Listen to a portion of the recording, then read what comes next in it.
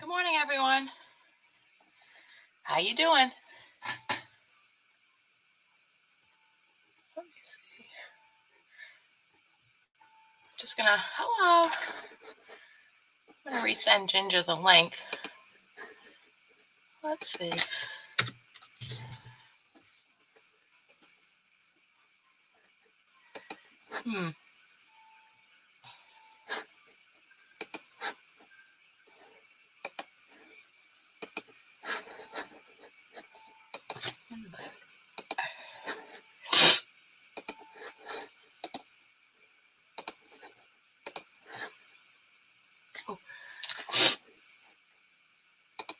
Okay.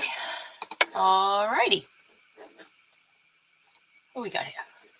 Morning, Mojo and Becca. Hi, Granny D. Sorry, I'm having a Butterfingers morning.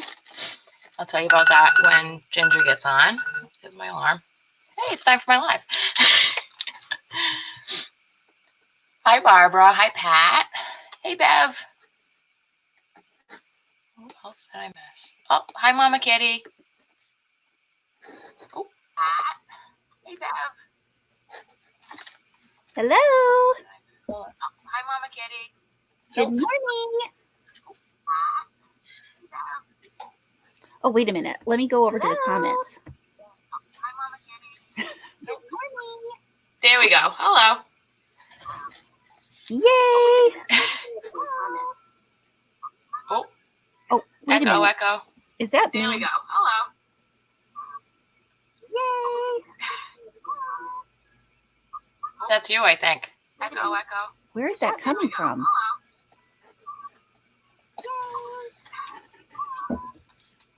What is... That's you, I think. Oh, Joy, wait a minute. Where is that coming from? I don't know. Hold on. I'm going to remove you. What is going on? There. Okay, I think I got it. What, do you have another tab open or something? I had another tab open. Okay, I'm like, oh, this is interesting. Yes, I am a bit technologically challenged at times. That's okay. I was much more tech challenged before March. Let's just say I had to learn real quick. Right. Yes. So how did you do with all the materials this week? So I had one that was a never again scenario that I put in a timeout despite trying very hard to make it work. Okay. And I'm very disappointed because it's one of the ones I was most excited to work with. Yeah. Yes. Something quite similar to that happened to me. Yeah. Yeah. Good morning. Good morning. Well, hi, Skylar. Good morning. Ginger for a second. Hi, Ginger. Hi, Skylar. What are you doing today? How you doing today? Say I just woke up. I just woke up. You better go drink some coffee. Get the day started. Do you want coffee? Kids can't drink coffee. What? The kids drink coffee. How about hot chocolate? Okay, there. That's so much better. Now, what if it was chocolate coffee? Ooh. I would never eat that ever again. Maybe you'll like it when you're older. Yeah, when you're older. Thanks. Your hair looks cute this morning. Thank you. I just woke it up. Yeah. Bedhead is the cutest. Anything else you want to tell Ginger? Okay, I'll tell her some more stuff. Okay, yeah, tell me some more stuff. See you later, Ginger. Do you want Bye, Skylar. Okay, it's downstairs on the couch. Oh. She's so cute. She is the cutest. Well, next to my son. Oh, yeah, so cute. All right, I just missed a whole butt ton of comments. Oh, good morning, Mama Kitty. A butt ton. A butt ton, yeah. I love it. Mom! Oh, love you guys. Good morning, Love you Mom. too. Again, Mom. Oops. Remind me. Hey, Bev. Did you see Bev's talk with Ladybird the other day, last week? I did. Bev, I didn't realize that you made that felted awesomeness. I I know. definitely need to see some more of that. Like, I was really like, oh, you're yelling at me in the chat. I'm sorry. Oh, who Kim, was yelling at me? You, Kim, I need the link. Oh. What? It's fine. I wanna watch totally Netflix? want to learn how to felt. Although I did felt my my monkey hat like by mistake. Yeah, accidentally. Yeah, that monkey hat. And this hat too. It got felted. So did you see Pamela's Adoring Crochet's recent tutorial? It made me think of your hat. Oh, she's making a monkey, right? It looks like sock monkeys. It's the same color scheme. Yeah. And I was like, oh, monkey hats. That can't go wrong. Just don't do it in 100% wool. Right. Right. That could be bad. So Lori came in, and Kay, and Texas Fibers, and Debbie, and Carrot Boo. Oh, morning. Everybody I missed. Probably missed somebody. Morning, Dee.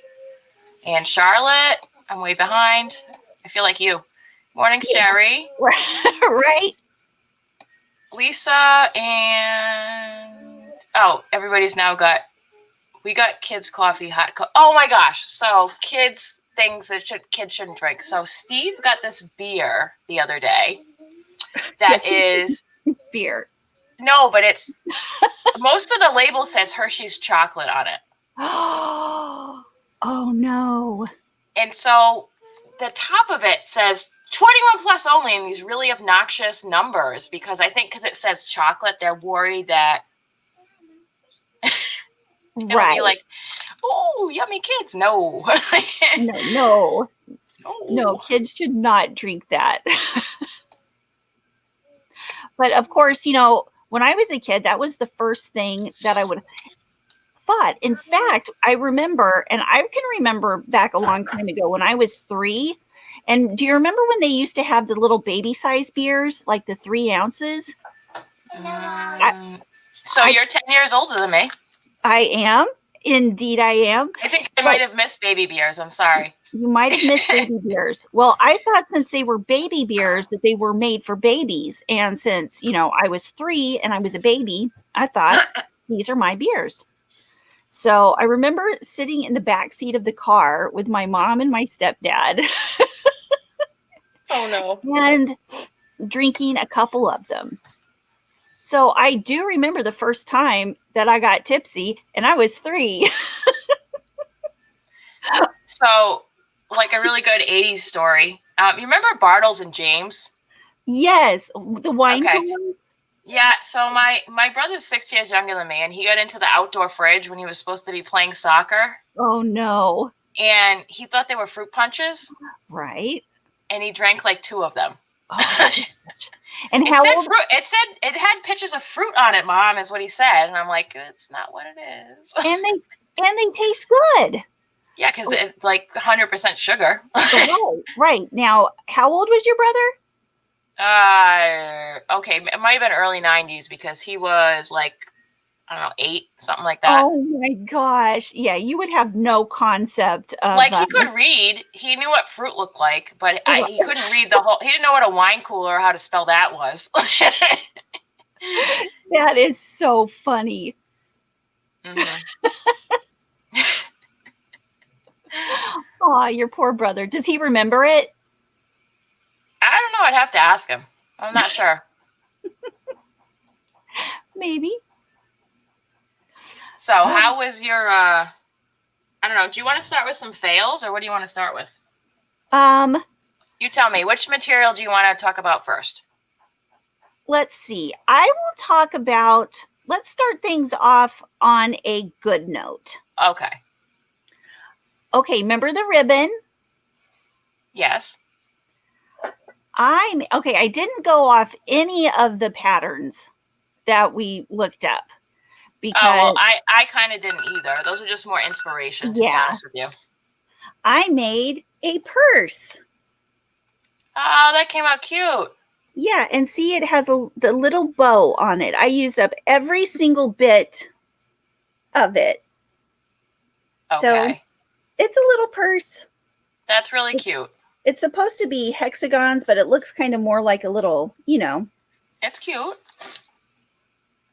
So how was that to work with, okay? It was so easy. It was soft. It was easy. It was, now I've got a spring. It is definitely a spring purse. Yes. This is a bag for springtime. But here, I'll take an Instagram picture of it later today. That's really interesting looking. I like the texture. It's, what I did was I made 2 hexagons. Yep. And then I stitched them together along the sides. There's like 5 stitches in between, and I attached those stitches to the stitches in the hexagon as I was going. Yep. And here, let me put some stuff in it so it makes it look more usable. Okay. More user friendly. Oh yeah, I can see it now. I couldn't see it when nothing was in it. That's cute. Yeah. So I just put a little ball of yarn in there. It's a little bag. You want your tablet to be plugged in? Thank you. That's very cute. I love it. Thank you very much. And somewhere, this is just using ribbon. What do you remember what the ribbon is made out of? Oh, here, I can show a picture kind of. It's just this ribbon right here. So I did not get to the blue ribbon. That's one of the ones I didn't have time to use. When I was talking with you about ribbon, I meant the other one. Oh, this one. It's fine though. It's not a big deal. Yes. You didn't use that one? I didn't get to this one because I could not crochet with it for some reason. Okay, so actually that ended up being one of my favorites. Really? Let me see what you made. So I have to, what? Yeah, hold on 1 second. 1 second, sorry. Okay. Tablet emergency. Okay, let's see what Kim made with this ribbon. Okay, except I used a little bit wider ribbon than I gave you, but that's not the reason it was successful. Okay. I just used the exact same color that you had, but wider. Uh-huh. Okay. Mm-hmm. Okay. And see, this is what it looks like. And it's, that kind of stuff on the other side. Ta-da! It's building up suspense. Do you like the way first thing, I had scraps at the end, and I tried to make a flower, and I didn't have enough scraps. So I'm going to have to use something else, but it looks like this. Ooh. I was going to make a hair flower, so I might just sew these ends down and then, see, because it's a good size. Yeah. Skylar likes to wear flowers in her hair, so I might just give it to her. I see another video. And that was from, that's the only thing that I followed a pattern for, kind of. Uh-huh. Okay, I'm on live. Do you understand? Okay, great. I put one of the patterns out of this book that I have. This is one of my favorite pattern books. Oh, yeah. Oh, that's a neat one. Now, obviously, I don't knit, but it's got, it's nice because it's set up by difficulty, so they have beginner, intermediate, advanced. Right. So I tried to start making that. You just unplugged yourself. It's not that long, Sky. Oh, here. Sorry. Here you go. Take this and go plug it in over there. Okay. So I have to just attach a button. That's the only thing I didn't do. Because you didn't get back to me and say if buttons were okay, Miss Thing. Oh. Did you said, hey, can we do buttons? And you're like, I don't know. And then I asked you about paper clips, and you like kind of gave me a funny face on the live one day. So I'm like, okay, I guess I'm not using a paper clip either. I remember the paperclip thing, but I don't remember the buttons thing. Okay, so pardon me if I put this on upside down first. Let me just figure out which way I had it. I think it was this way. Okay, hold on.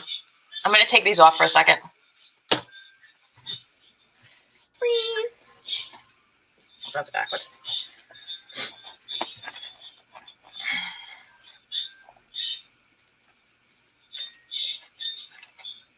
Oh. Like a decorative cowl. Yeah. So let me get up a little bit. I love how it worked up. Like, I think the colors are just super interesting. Yeah. And I have to I'm going to put this button on it. I just didn't have, because I didn't know if it was okay or not. So this is the button I'm going to, where is it? That's the button I'm going to put on it. I like that. And it's just going to go like, I don't know, here-ish. Mm-hmm. But it's actually comfortable. Like, and it was good to work up. I wish I had more to make it bigger, to be honest with you, a little longer. Yeah. But now, I ran out. What size hook did you use with that? Oh, I think I used a 15 millimeter.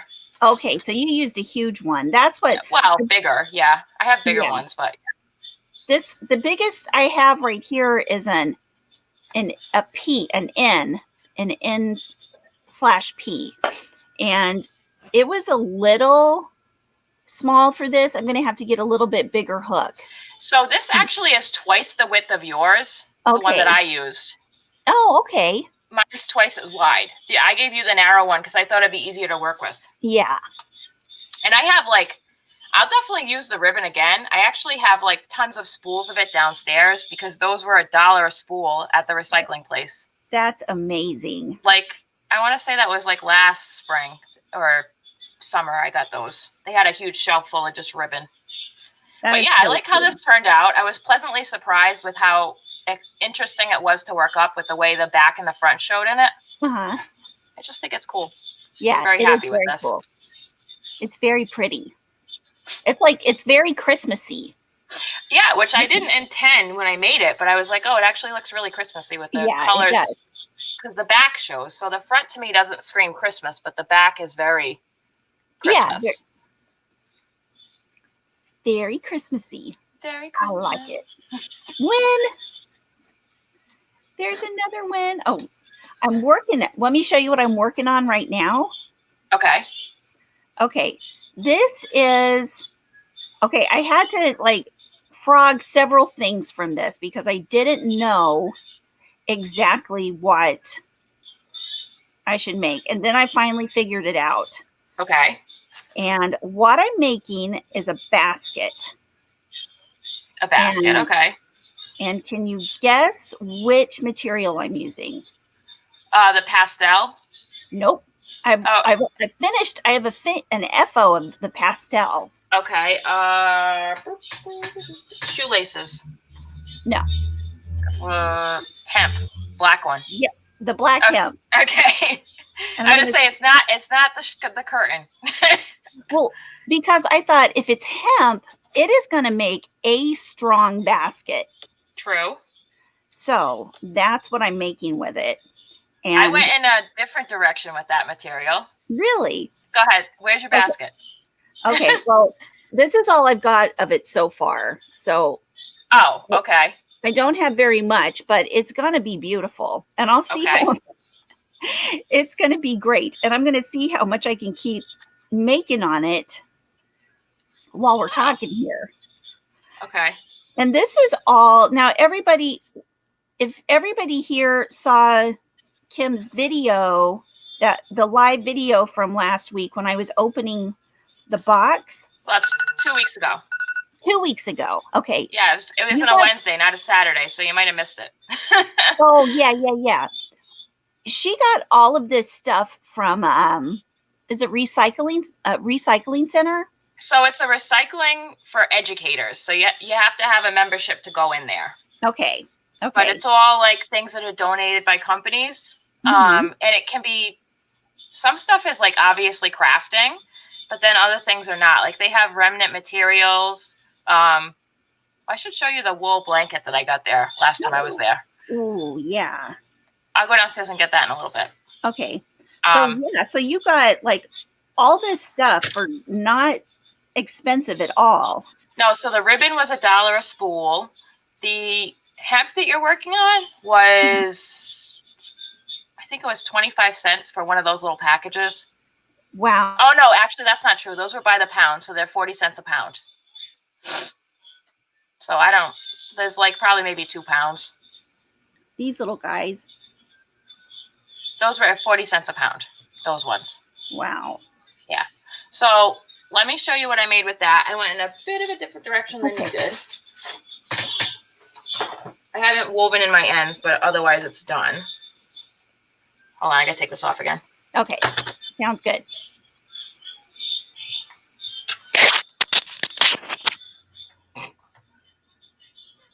Where'd she go?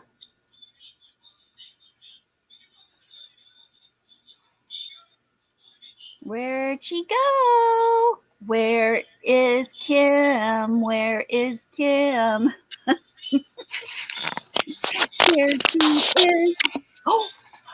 Oh, that is it's a crown. I made a crown. I love it. It's kind of like, I have to put something on the top, like a little jewel on each corner. That would be, ooh, I don't know how I just did that. Hold on, I just highlighted a comment with my boob. I'm sorry. Uh-oh, it's the It's boob fine. deleter. I got it. So it's hard to see too because it's black. Hold on, let me take it off. So that's kind of what it looks like. Oops, sorry. Mm-hmm. I have to put something like right there. I'm probably going to sew a bead on top. That's what something. I was thinking. Like some kind of sparkly black bead. That would be But pretty. It came out really cute. This is not the material. Initially, what I got that silver stuff for was to make a crown. Uh-huh. That's what I wanted to make a crown out of. And that was not meant to be. That was, yeah. I tried crocheting with the silver stuff. I couldn't figure out anything to make. Oh, Lori, yeah. So I have one on my page. Ooh, a shop with me.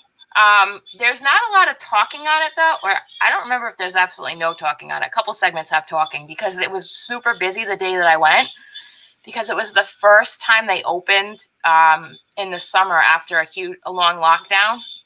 So there was like tons of people in there. It was just a madhouse. So I didn't put sound on it because it was just horrendous. Like it was worse than the Hello Kid by like 50. For those that saw my Dollar Tree Hello Kid videos. I should say videos. Yeah, the Hello Kid. The Hello Kid. So. Yeah, that was funny. Yeah. But no, I can do another one. Story on that. So I usually go there Thursday afternoon, right after work. I pop over for a short bit because it's the only day they're open past 3. They're only open Thursday, Friday, and Saturday right now. But there was a huge sign on the window that said, closed till December 3rd. I was like, okay. That's okay. I knew they were going to be closed next week, but I guess they decided to close early. So. Yeah.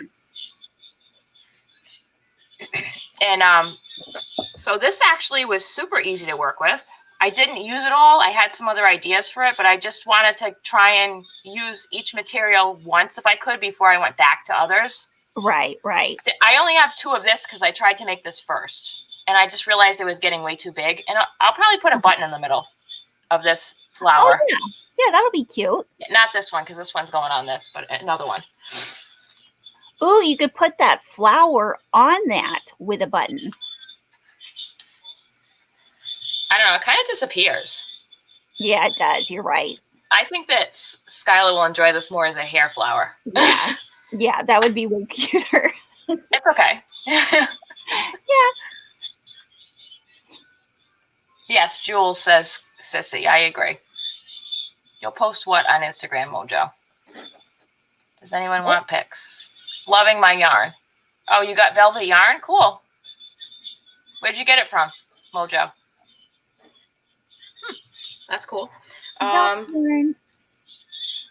So, oh Lord, I gotta turn off my alarms.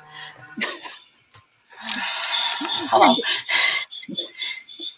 It's like the birds. A hot pad with a hemp, says Lori. I'm not sure. Oh yeah, that would be a great hot pad. It's got like a waxy coating on the outside though. Oh, I'd have to check and see if that melts. that's, I didn't think of Like that. when you think of like hemp cord, this isn't this. It's got like I don't know how to explain it. It's almost like a stiff shoelace consistency, if that makes sense. Is that a good description? Yeah. Like a stiff shoelace. It's got a little coating on it. Yeah. It's like really soft weeds. That's a good description. I don't know where. Does the ribbon or hemp hurt your hands? This ribbon was so soft, it did not hurt my hands at all. This ribbon was a little more difficult for me to use, but I think that was because I was using a hook that was too small. Okay. So here's I'm just going to show them what the unworked stuff looks like. Oh, this bag that's here. All right. So it looks like this when you get it. It's in these little like things, and it says it's 10 yards in a thing, and it's basically designed for jewelry. It's called hemp cord. So it's kind of like, it's thick. Like it's not like a bendable rope. Like that's not what it is. Right. If that makes sense. I don't know if you can really see that, but right. So that just to describe it a little more. It's kind of like it's like a soft metal twine. Maybe it's more like a twine. Okay, it's kind of like a twine, but it's not like the twine that I wanted to just throw out the window with the car mat situation. Bad idea. Right. Not the car mat. But I could do a test, Lori, with it and see if it would melt easily. Yeah, that's a good idea. That's a very good idea. Let's see. Yeah, that is a good idea, Lori. Oh, Debbie says it probably melts. I got yarn donated to make things to donate. Oh, okay, Crojo. Where are you donating to?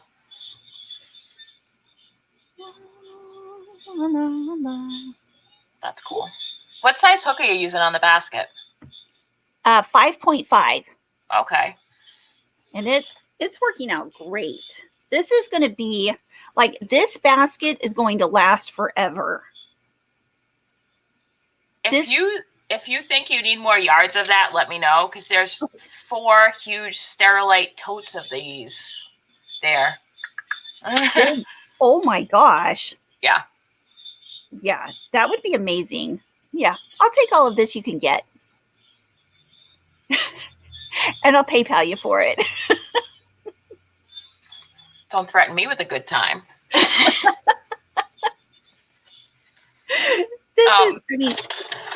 I love this so much.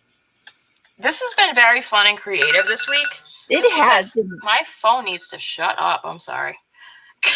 What alarm do I have set still? Be quiet. Oh, I didn't turn off one at 7. Sorry. Uh-oh. Veterans, homeless, and women abuse centers. That's who Mojo's donating to. Oh, Bev, you're organizing your craft room? What? That's cool. Bev is organizing her craft room and listening. That is that is very, very fun. Mm-hmm. That's cool. Lori, maybe the hemp is the thing for the car mat. I don't know. It's kind of thin. Makes me think like a mat might not be the best use of it. I think I agree with you. It will make a really good basket, but I don't know if it would hold up in a mat. Yeah. And I need a lot of yards of this because it's so thin. Well, and the thing about hemp too is the more you use it, and like after 10 years, this is going to be a soft bag. After 10 years, right? Bag or basket? Either. Okay. Just whatever. I mean, if I'm making a bag, it's going to get a lot softer just because of the use. Mm-hmm. But hemp doesn't rip. It doesn't tear, and it's very strong. So the reason I had gone back to the recycling center on Thursday is because I wanted to get more of one of the materials because I loved it, and I need more for the project I'm working on. So technically it's a UFO, but it's because I ran out of stuff. Ah. So I guess I'll show you that one. This is That also one of my other favorites. So hold on. Okay.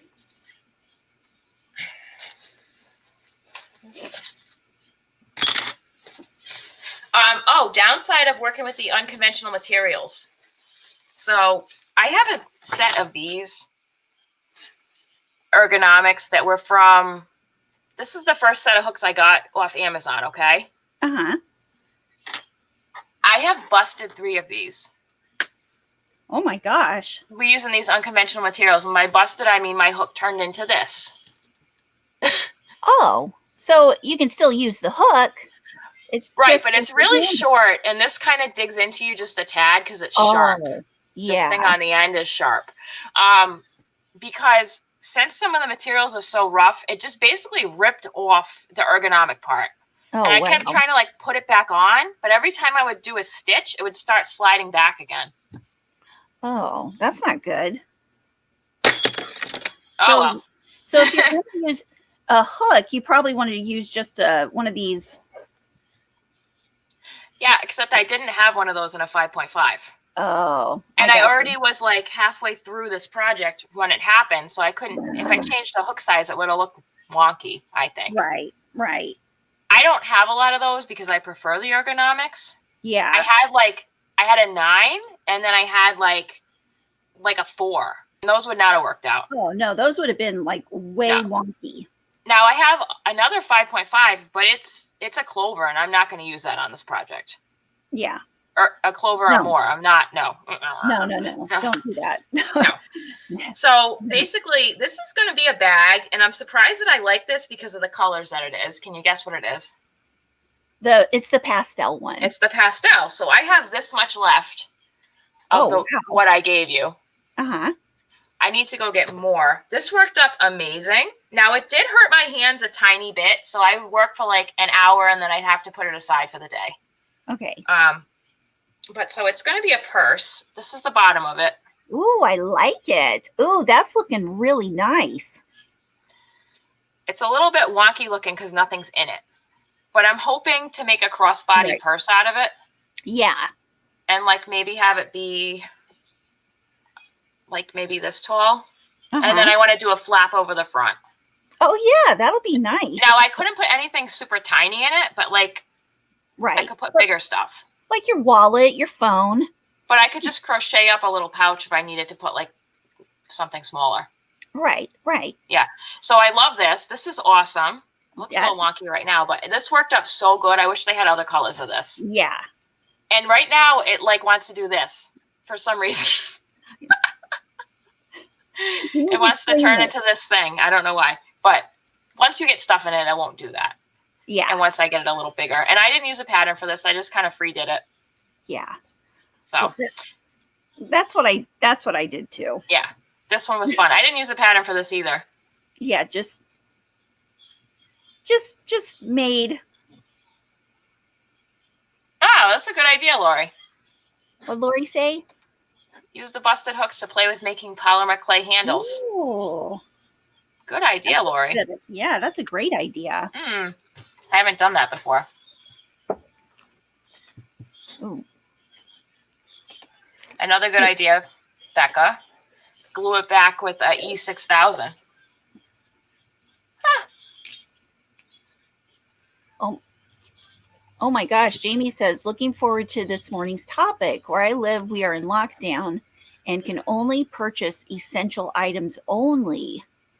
Province-wide yarn ban. That sounds like a nightmare. Jamie, are there hardware stores near you open? Yeah, what kind of stuff can you get? Because I didn't go to the hardware store, but that could be a whole nother topic. Crocheting from the hardware store. There's tons of fun materials in there. Yeah.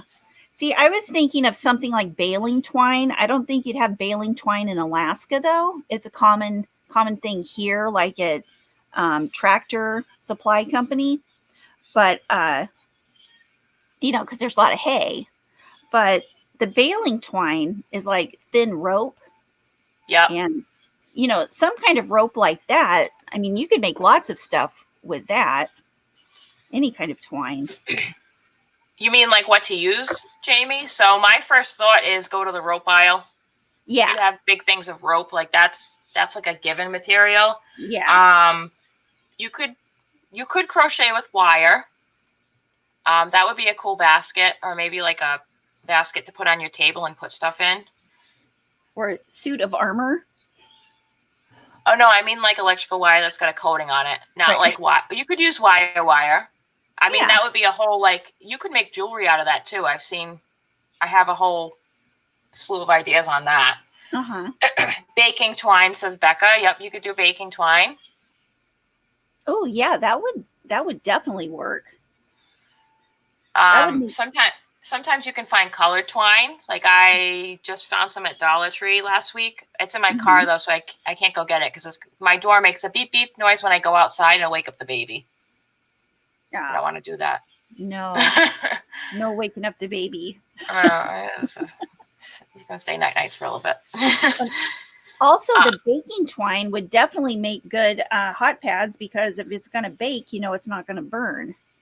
True. Yep, I agree with that. Let me think about what else you could use. So if you still have yarn left, there's lots of stuff that you can use to assist you in making jewelry at the hardware store. I've made jewelry and also coasters before from like nuts and bolts. Ooh. And you could use that to crochet with too. You could like crochet and then you have a nut or what's a round thing called? Washer. Washers make really good jewelry items because they come in tons of different sizes. You can crochet around them. You can make little mandalas in the middle and it can be a focal piece. You can make earrings out of it. I mean, I could just go on and on. Yeah. Oh yeah, that would be, gosh. Jamie. What'd Jamie say? No, I will take apart previous made Afghans before I use wire. Not that hard up. Oh, Lord. Sometimes I get that hard up. Sometimes I just want to do something different. But I'm weird like that. Like, see this whole live. I'm like, oh, this would be cool. Oh, how about that? Right. Oh yeah, the rope they mountain climb with, but not mountain climbing rope because that's super expensive because it's made so you don't fall. But like they actually have that at Dollar Tree. It's like not mountain climbing rope, but it's similar to that where it's got like a diamond pattern on it. Oh yeah. I just haven't really been very inspired by the colors they've had lately, but I have been keeping my eye on that to try with it sometime. Well, you really are affordably crafty, Kim. I love it. Kim, you totally get my imagination going on different things I could make, because I have never thought like of making any kind of hot pad, maybe say with nuts and bolts on it. So like a really good vintage project that I don't know if you have bottle caps around your house, the metal ones. Oh yeah. So like a classic vintage project is a hot pad where you crochet around the bottle caps. Oh, interesting. That's kind of cool. I was thinking about maybe doing a tutorial on that because it's kind of like forgotten about, I feel. Yeah. Now I want to look it up. At art, this is kind of, I mean, I guess it's on the same topic. It's not crocheting, but and in our district school, our school district office, there's an art project done by some of the kids. Well, I don't know if it was the kids. They had help from an artist, but they collected all different kinds of plastic bottle caps. Oh, yeah. Colors, like red bottle caps, yellow bottle caps, and then made it into this beautiful piece of art. Like a mosaic? Yeah, out of bottle caps. And it's just beautiful. Yeah, I went through a Pinterest phase with those like last year, but there's like just not enough interesting bottle caps. I feel like they just keep getting thinner and thinner. Like those, you know how you have the ones on the milk or whatnot that's like a solid ring? Oh, Ginger froze. Uh-oh. Okay. You know how they have the ones on the milk that are like a solid ring, like underneath the cap? Oh, yeah. Those are getting harder to find. So those are a great item to do crochet jewelry out of because they are light and they're free. And you can crochet around them, and like you could crochet around a bunch of them and make it into a necklace, or you could use different size ones and make it like a great, not gradient. Can't think of the word. Small, bigger, bigger. You know what I mean? There's a word for that. Can't pull it up right now. Yeah. Go from large to smaller or whatever. Yeah. Yeah. Becca, that's so if you're into thread crochet, maybe you want to try some fishing line. Oh, well, see, that would work. And in Alaska, I would imagine that would be an essential item, wouldn't it? I don't know. If you live by the coast. Okay. Debbie says plastic bags. Yep, Plarn. Oh, I've done a lot of stuff with Plarn. Oh, go ahead. I have something I had to share today. Okay. I was just trying to remember where my Plarn bag is. So. Basket. Yeah. My Plarn thing. So I was at Hobby Lobby the other day. Yesterday. 2 days ago. I went in there to try and find something to take the silver stuff out of timeout. Which I did. Hold on, let me pull it out of here. I didn't even open it yet. So I went in there to get this hook, okay? Okay. Just a Hobby Lobby brand metal hook. Right. What do you notice about it? It's broken? No, that's the lighting. What color is it? It's purple. It's pink. No, it's purple. Okay, it's purple. Hold on. So I'm going to show you my biggest disaster. So my initial thought, and I'll get back to my Hobby Lobby comment after this. This is just, I'm going way around. So my initial thought, I had two really exciting ideas I wanted to do with this silver stuff. So let me just pull up the Pinterest board to show you the first thing. Okay. Because I was like, this is one of the things that I looked at and went, oh, and was one of the things that I'm like, oh, let's do that as an idea. That sounds great. But it just doesn't functionally work. Let me just, hold on, pull up the board. Where is it? Oh, there it is. Okay, let me see if I can find it. And I will, again, share this board afterwards. We haven't really gotten into this yet. I'll pull this up in a few minutes. I just wanted to pull this one thing up. Okay.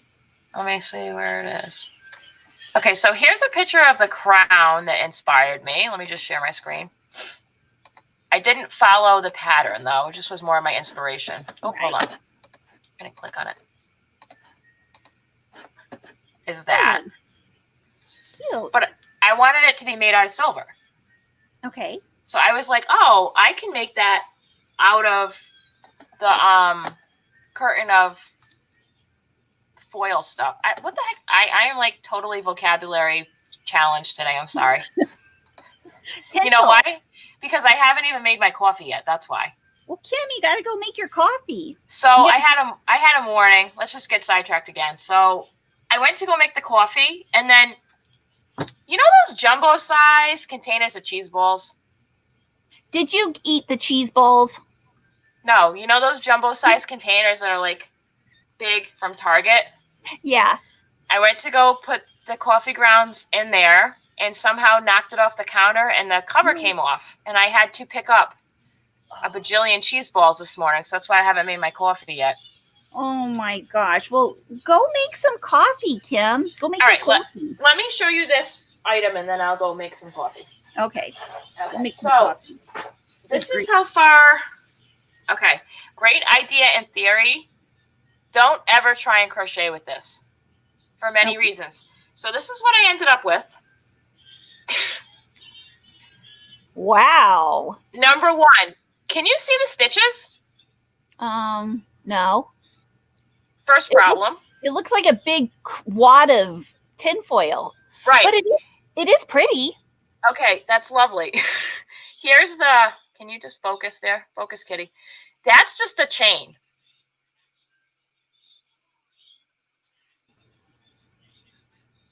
There you are again. So that's just a chain. You can't even see the stitches in that, and that's only a chain. Yeah, no, there's no way. So, okay, that's not the big problem, though. Okay. That took me like 2 hours to make. Okay. And it's not just because I'm a slow crocheter. Ready? Uh-huh. Here's my hook. Where's the material? Oh, geez. It's the same exact freaking color. Oh, my So on goodness. top of not being able to find my stitches, I couldn't find the freaking piece of ribbon on my hook. It's on there. Can you see it? Ooh, I'm moving it right now. Yeah, it's the exact color. It's like disappearing material. So I was like, oh, that's when I was like, time out. I spent 2 hours on this piece of nonsense. Handy tip of the day. Make sure that your string is not the same exact color as your hook. I mean, like the exact same color. Wow. Yeah, that's crazy. Yeah. So then I was like, oh, let me see if I have another color hook. But I don't have a lot of metal hooks. And like 99% of them are all silver colored. And all my ergonomic hooks are silver colored. So I was like, okay, so I'm going to go to Hobby Lobby. And then I just got so frustrated with that I was like, well, now I have a purple hook that I'll use for something else. Because I'm done with that. Yeah, I gotcha. But I think what I'll do with the rest of the curtain, because I have, obviously a ass ton of it left. Right. Is I'm going to use this to make ornaments out of. I'll just put it inside the little balls. Oh, that's a good idea. Ooh. I just cut it up and put it in. Yeah. So it's not going to go to waste. Or I could also maybe use it as filler in the bottom of my big vases I put out in January for my winter decor. Ooh, yeah. Because it's pretty. Yeah. I mean, it's pretty and sparkly. Although I got to be honest, the way that I bought it in a curtain like this was like so much easier than the other way where it's all loose and you'd have to like unravel it on top of all that disaster. That makes sense. Forget it, man. The crocheting with tinsel disaster. I love it. Did you use that? I'm guessing you didn't because I would have heard about the complaints. No. That was one of my last things that I was going to try. Mm-hmm. But now I totally want to. My beautiful crown. It's beautiful. It's wonderful. Oh, you can attach that to the... or you could tie pieces of fringe onto the top of your crown. And then I was thinking about maybe weaving this in between the black, the silver. Yeah. But I just couldn't. I was done with this material. Just done. I was done. Oh. Okay, I'm going to open mine up and see if I can do anything with it while we're talking. Oh, God, good luck. Get something you need to try and crochet with that with a silver hook to start with to see my pain. Yeah, because I feel that it's not quite fair. Interesting. Okay, well. Oh, I need a dog. They do cheese ball cleanup. Oh, that's a plan. That's a good reason to get a dog. Yeah, but people always have to think, well, is there going to be some orange ginger? Huh? Hold on, is that me? Oh, hello? Oh, I pulled out my little headphone jack. Sorry. Oh, yikes. I couldn't hear you. Oh, this is just ridiculous. Speaking of Plarn, I have some cellophane bags that I got for my DS business, and I thought about how cool it would be to make Plarn out of those ones that already have rips or holes in them. That's a good idea. So, okay, yeah, I can see that this just would never work, Kim. Never. I tried for 2 hours though. I gave it the college try. Yeah, no, and I can't not even imagine working on it with a silver hook. Oh, you're not using a silver hook? I don't know. I don't have one. What do you mean you don't have one? I don't have a silver hook. I have all different colors, but no silver. How is that possible? We're weird here in Kansas. Okay. I mean, I got the opposite problem here. I'm all silver all day. Really? Never realized how many just silver ones I owned. Oh, that's rose gold. That's pretty.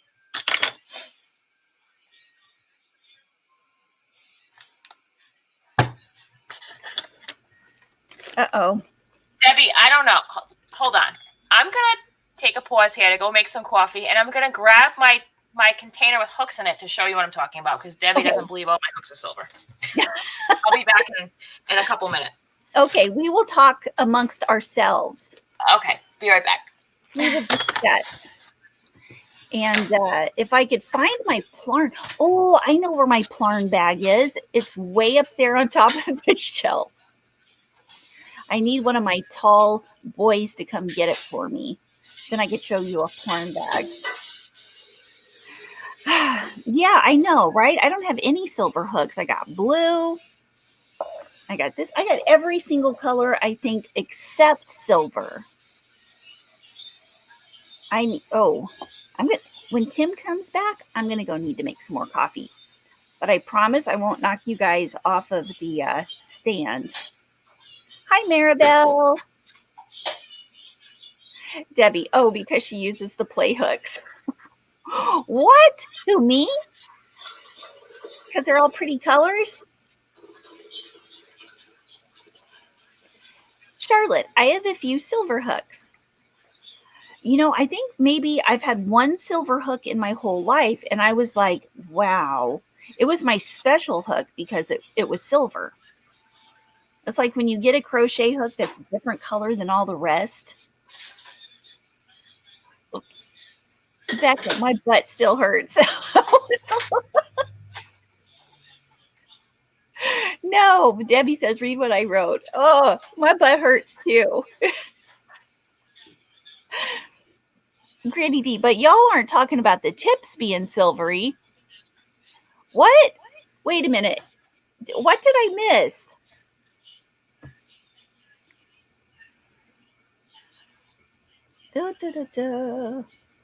I must have missed something. Maybe I don't just have the. Debbie says, why are all your hooks silver? I don't own a silver hook. Oh, because she uses the play hooks. I have every color except silver too. I don't understand. Granny D. Well, but aren't y'all talking about the tips being silvery? Like, we're still talking about the silver hooks. Crystal. Okay. Don't feel bad. I don't have any silver hooks either. Iris. Hello, Granny D. Lori. All my ergonomic hooks have silver shafts. Oh. So yeah, now my ergonomic hooks all have silver. Yeah. So I have a lot of ergonomic hooks, which is the first they're all thing. silver. Then I had some of these random ones that aren't silver. These are Susan Bates. Uh-huh. But they're not the right size. I started doing this in a... Oh. Where did I throw that hook I just bought? Oh, here it is. So this is a... Ooh, Lordy. This is a size E.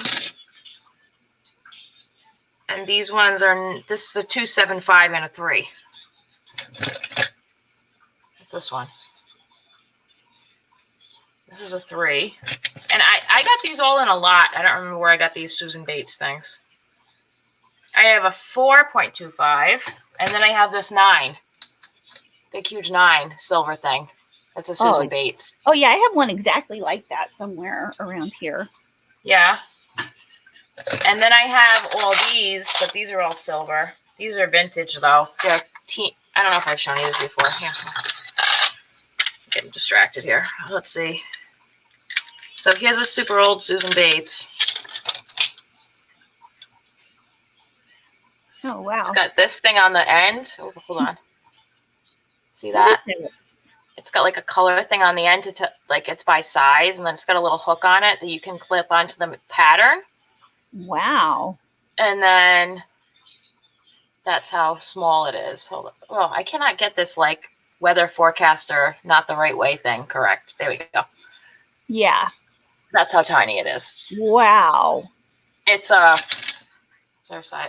It just says it's an 11 because it's a vintage hook. They're different sizes. Oh, yeah. And then there's a whole bunch. I have an old boy one in here. So, nope, not that one. This one is a... No, that's another... This is a deluxe, which is a brand I never heard of before. It's got like a cool triangle pattern on the back. Focus, focus, focus. Yeah, it doesn't Sorry. There you go. Oh, so it's like textured when you hold Yeah. it. It actually is really comfortable, and it's Mhm. called Deluxe. But it's like super tiny for like tatting or something. Wow, that is super. Like you can't even see the tip of it. No, and then here's a smaller boy, Susan Bates. Sorry, this is a 10, but it's got a yellow end. Oh yeah. And then I got super excited. Now I got these from Meme, who watches my kids every day. Here's the one I want. Pardon my super distraction here. Let's see, where is it? It's not that one. Oh, this one. So I got super excited and geeked out because inside there, she had this, which is my first one. Wow, that's tiny. No, hold on. Can you read it? Oh, I can't see. Nah. How about now? No. Now? No. So it's a hero hook. Oh. It's my first hero hook. Not that it's the size that Crystal would ever use. Right. But it's the first one I've ever held. Oh, that's cool. I like this one. I don't know if they're still like that, but they have this cool point on the other end where it comes down to this point. Oh yeah, I like that. Comes down to a point on the end here, and it's actually really nicely weighted compared to some of the other hooks. Like I don't know, it's just nice. I always go into like vintage and thrift places and look for hero hooks, and I have yet to find any. Really? Where does Crystal get all hers? I'm sure people send them to her. Oh yeah. But also, she says that she just had some. I don't know if they were her family members or whatnot. Oh, that could be. But, if I ever find a J hero, I'm going to be so excited. Gold mine.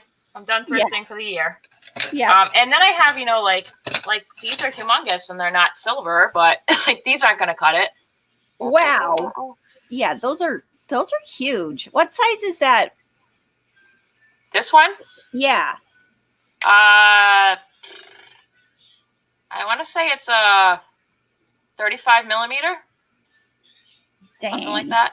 That's and then big. I have this one. This is a Q. These are the two hooks that my son likes to use all the time to try and practice crochet. Right. Yeah. Or he likes to use this one just because of the color. Oh, yeah. That's my London K hook. Yeah. Just put that one in a giveaway. Actually, no, because I'm not done with it yet. Because a while ago, I hauled that rainbow colored yarn from Dollar Tree. That's London K yarn. Oh, yeah. This is the exact hook that's made to go with that yarn. Oh. Like, it fits like a glove. So until I'm done with that, I have to make my daughter a scarf out of it. Then this may go away. I'm not sure. Gotcha. But it fits like so good. It works. Just don't look at the hook while you're using it. I mean, and then we can talk about my other tools I use. Hello. What's that? So this is, in my videos, sometimes you'll see me point to stuff. And I may use this instead of my finger. This is, God, I'm such a cheapskate. This is the end of a butterfly net from Dollar Tree. The top broke off, but it's telescoping. Nice. That my kids broke like a year ago. And I'm like, wait, that would make a great pointer for when I need to point at things. Like see here, when you have a... That is very useful. If it's still useful, you just can't get rid of it. And it goes right in my hook bin. Right. So, and then I have the one Tunisian hook that I got from Knit Crate. There you go. Thank you. Again. Yep. Brain. That was the first Tunisian hook with the like the plastic wire hanging off of it that I've ever had. I usually only use the longer hooks. I have an Afghan hook somewhere in this house, but I don't know where I put it down. That I got when I got the pajamas. Ah. But I put it down somewhere, and I don't know where it is. I'll find it eventually. Yeah. I'm probably going to try and do some Tunisian next year as one of my longer goals for the year. Uh-huh. That's my thought. I love Tunisian, and I know a couple of people that have excellent Tunisian tutorials. Read what I wrote, Debbie. I don't, because she uses the play hooks. I don't know. Debbie just said, read what I wrote. And then a big no. I'm not sure what she's referring to. I'm not either. Debbie, explain. I'm confused. I'm going back in the chat. Not sure. Sorry, Debbie. Help me out here. I am talking about the tips being silver because we were talking about the silver stuff, how you can't see it. You can't see this stuff on the hook, like I said. It's impossible. It's a great idea and concept that will never be crocheted with. Okay, let's see. What have I done here? Oh, that comment? Okay. Wow, 50 years. That's amazing.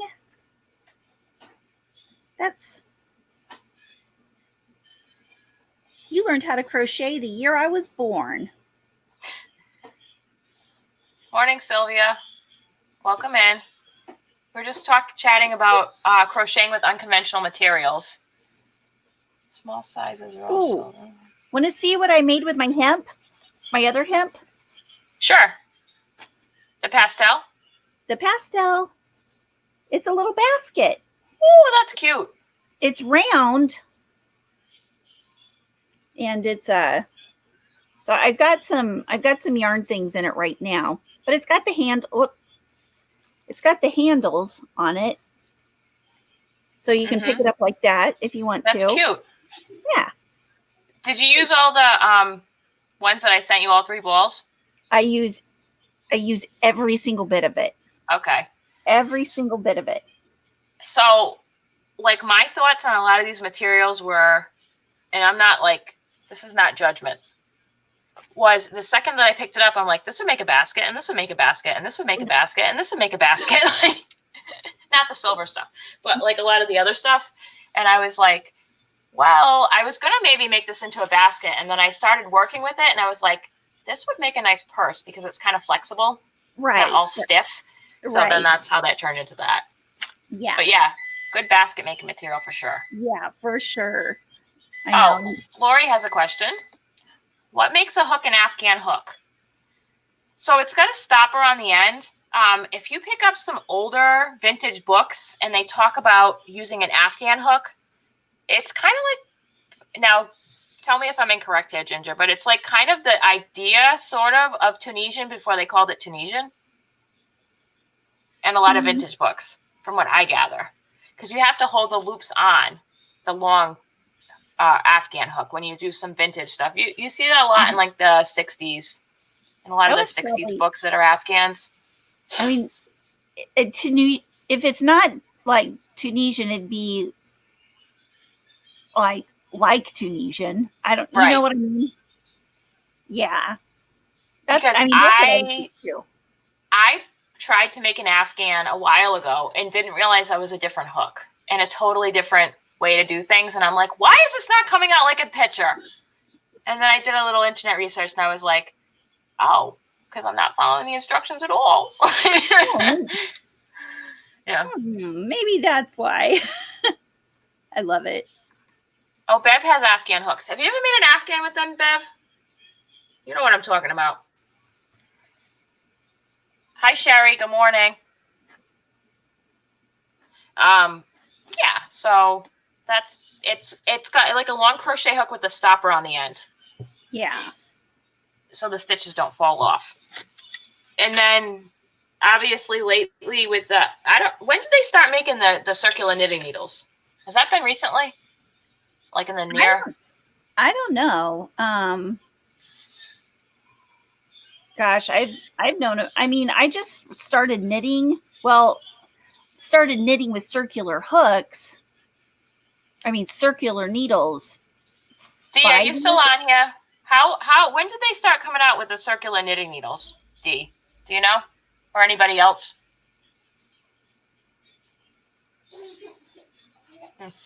And then now you can get the like Tunisians like this, like I have with the thingy on it. But you see this more frequently. Yeah. But if you want to start cheap, the Tunisian hooks and the like you can go to Joann's and use a coupon, and like the retail price on on Afghan hooks is like $3. Like they're cheap. Yeah, it's not expensive. So if you wanted to like make a longer project and not get into like the circular thing, you could pick up one of those and it's cheap. Oh, Sherry, that's awfully specific. Thank you. Wow. 1918. 1918 was the first pattern. They've been around a long time. Oh, geez. Debbie's like the last 10 to 15 years. Apparently that's over 100. Thank you, Sherry. Yay. Oh, hi, Paula. Love your channel. The best Tunisian hooks I have found is Dreams with a Z. Oh, have you heard of those? No, I haven't heard of those. Okay. Paula, where are you from? Oh, Deb says circulars have been around for a long time, renewed popularity in the last few decades. Okay, cool. Oops. Gotcha. Right. That's cool. All right, so what do we have left for material? Do you want to show something next? Oh, no, you just showed a basket. Let me. Go ahead. Did you use the rope-like looking thing with fabric on top of it? Oh, I could not think it. Well, it was too small to really make anything huge out of. So you didn't use it. So I didn't use it. So I started making a flower out of it. And I'm going to show you what I did. So what I basically did is, first thing I made was a headband. Hold on. Let me take off my crown. Oh, your crown.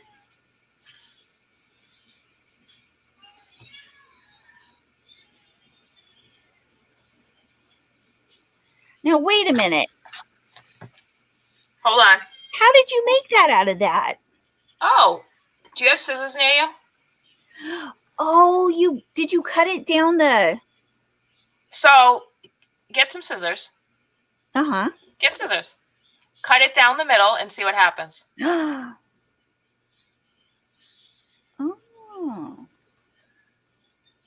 What? What? What's in there, Fancy Pants? What is inside hiding in that treat bag? I don't know. It's just like it doesn't come off. Yes, it does. Open it. Roll it off. I don't want to look and see what's inside. What's inside? Because it'll mess it up. It's rope. It's what I made this out of. Oh, you took the covering off. I did. I took it apart. I haven't attached it in the back yet, though, so technically it's a UFO. But, oops, and I haven't even tied the end off. I'm such a lazy person. Oh, so come on. Another new thing learned. If something doesn't look usable at first, think of all the possibilities, you guys. I love that rope. So this is the rope. And then I had a good idea, which I just didn't have time to finish. So if you look at the end of this rope, it does that. So I took half of it, the other half, and I started making this. So this is how thin it is when you unravel it. Oh, wow. Now, keep in mind that I worked on that for several hours, and this is the disaster I have to still go through. Yikes. Because it's wound so tight, it wants to wind back on itself. So you end up with like this. But I'm going to probably finish that. And then my thought for that, my idea was actually from the Pinterest board. Let me go to the Pinterest board for a second and find it. And where's the one I was going to make? Now, what would you say this was used for in its original state? Is it like some kind of upholstery thing? So I bet you that that's for the edging on pillows. Okay, yeah. Doesn't that look like that's what it's for? Yeah. All right, let me share and I'll show you. Share. So one of these projects. Ooh. Not this one, I don't have enough yards, but I was thinking like this one or maybe earrings. Yeah. Or maybe I'd have enough yards to do that, but I wouldn't have enough yards for that one. Right. Yeah, that's really pretty. But that's what the white thing reminded me of when I started taking it apart. Yeah. And also, I didn't test it, but my other thought with this material, if I found more, because they didn't have a lot of that there, but if I find it in the future, I believe that you could dye this with Rit dye, because I think it's made out of cotton. Wow, that's neat. So I wonder if, you know, like on old, like if this is the stuff on old couches, if there's like rope, or I mean, it doesn't have to be an old couch. Yeah. But like, I don't know. It just reminded me of pillow edging. I'm sure they could use it. They use it for other things, but that's what it reminded me of. Oh, yeah, totally. And in the back, I basically just made a loop, and I'm going to just crochet a tie on the other end. I ran out of time. I finished this last night. Okay. I got tired, sorry. But I have this much left on one half, so it went pretty far. Yeah. And then the other piece, which is in the house somewhere and I can't find, the outside part. So what I did is there's two of them, right? Right. Fair warning, if you actually do that, it's going to become a thread bomb in your house. Okay. Okay, yeah. I was separating it, and I literally had a pile of purple thread like this in my lap. Oh. So what I started working on was one of the flowers in here, one of the simple ones out of the purple. Oh. With one of those little tiny hooks? Nope, I had to use a bigger hook. Oh. Because if you take it apart, it's actually quite wide. It's like this wide, and it's not thin. It's a little bit on the thick side for fabric. Okay. So I'll show you the one I was trying to make. Oh, that's knit. Hold on. Crochet. I'll show you a picture of the one I was going to make. So I was trying to work on this one. Ouch. Let me just cover the pattern up. Hold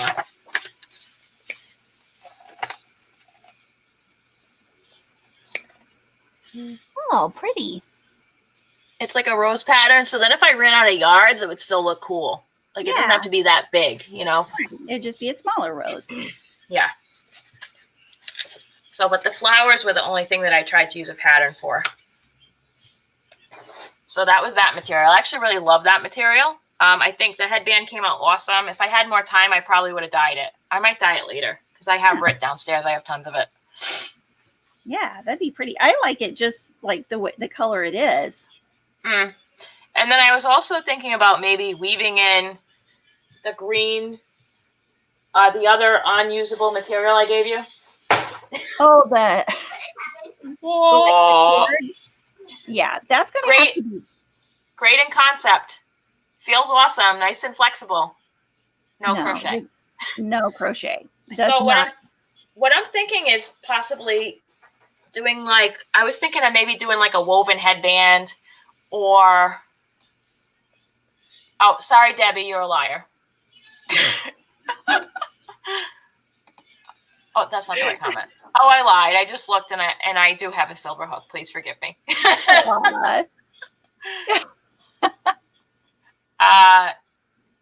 Lori, paracord is different. When I'm talking about actual mountain climbing rope, it's really expensive because it has to hold your weight. I meant the faux cheapo stuff you can get at Dollar Tree.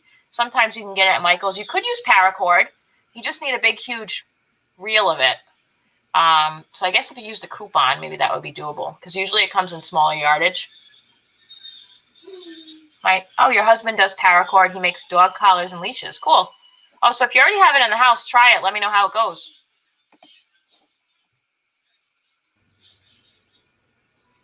I would love to know how it goes, Laura, if you use the paracord.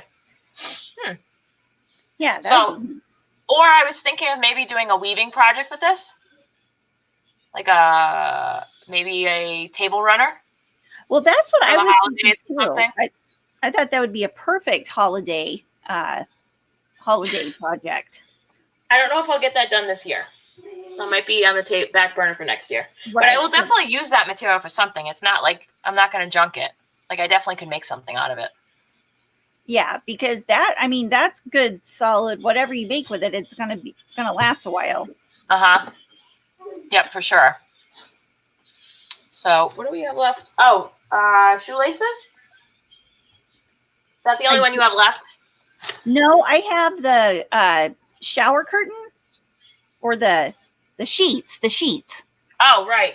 So you want to show what you did on that, and then I'll show my non-item.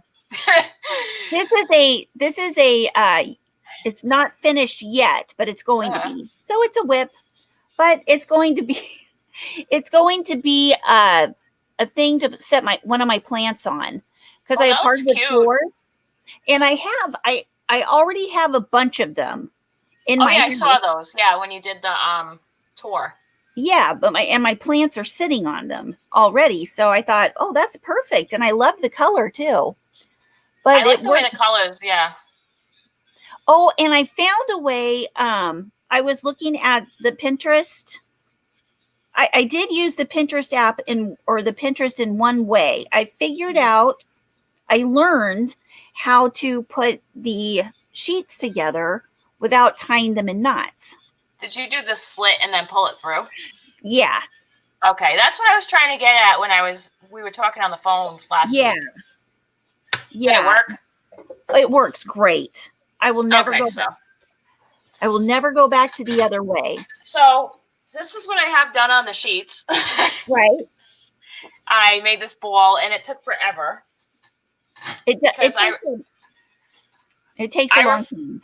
My anxiety says I can't rip this. What? So I cut it. I cut all of it. Oh, when you rip it, it goes so fast. Oh, I just can't do it. It's like, when I even think about doing it. Is it the sound? No, it's the fact that I won't control the size. Oh, it rips right down. See, watch. You just rip it. And it stays the same size all the way down. So I hand cut this. This took probably 5 hours or more to get this little tiny ball. Oh my gosh. That I didn't have time to use. So, I really love the fabric I picked, though.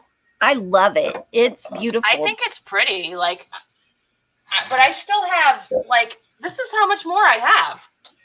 Wow. I have,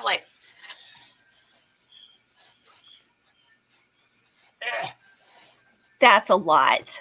So I'm going to be honest. I cheated. Last time I went to the recycling place, I went and see if they had any more of our fabric. They didn't have any more of yours, though. Oh, that's okay. This will make a perfect size of plant mat.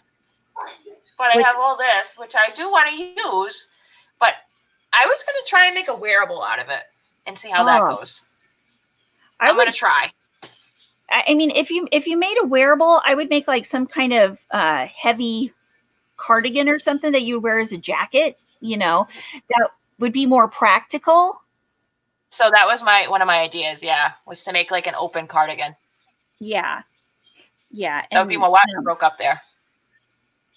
Whoops! It still might be a little big, but I think it'll be fun. It would definitely be fun, and it would be a pretty it would be very warm. Yeah, I just really fell in love with the colors and how that they just look on the sheet. Never mind seeing them, you work them up. They just look great. Oh, I did find that I have one more piece of yours that I didn't send you. Oh. So I will send this to you next time I send you something. Oh, I was like, oh, one rando piece of the kind that you have.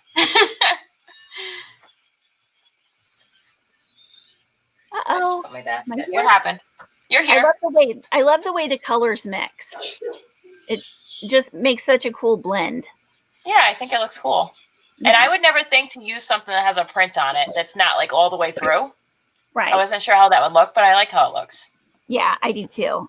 It's pretty. Oh, Nancy's asking what hook size you use for that. I use, let's see, the biggest, where's mine? An NP. It's like an N/P. 10 millimeter. I don't know if you can. Okay. Oh, Yeah, that hook looks familiar.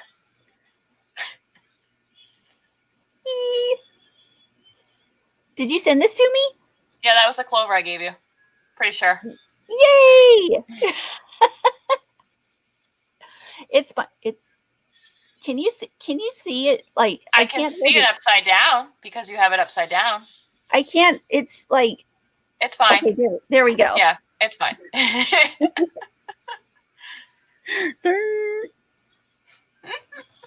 So I do love this. I just haven't finished it. Yeah.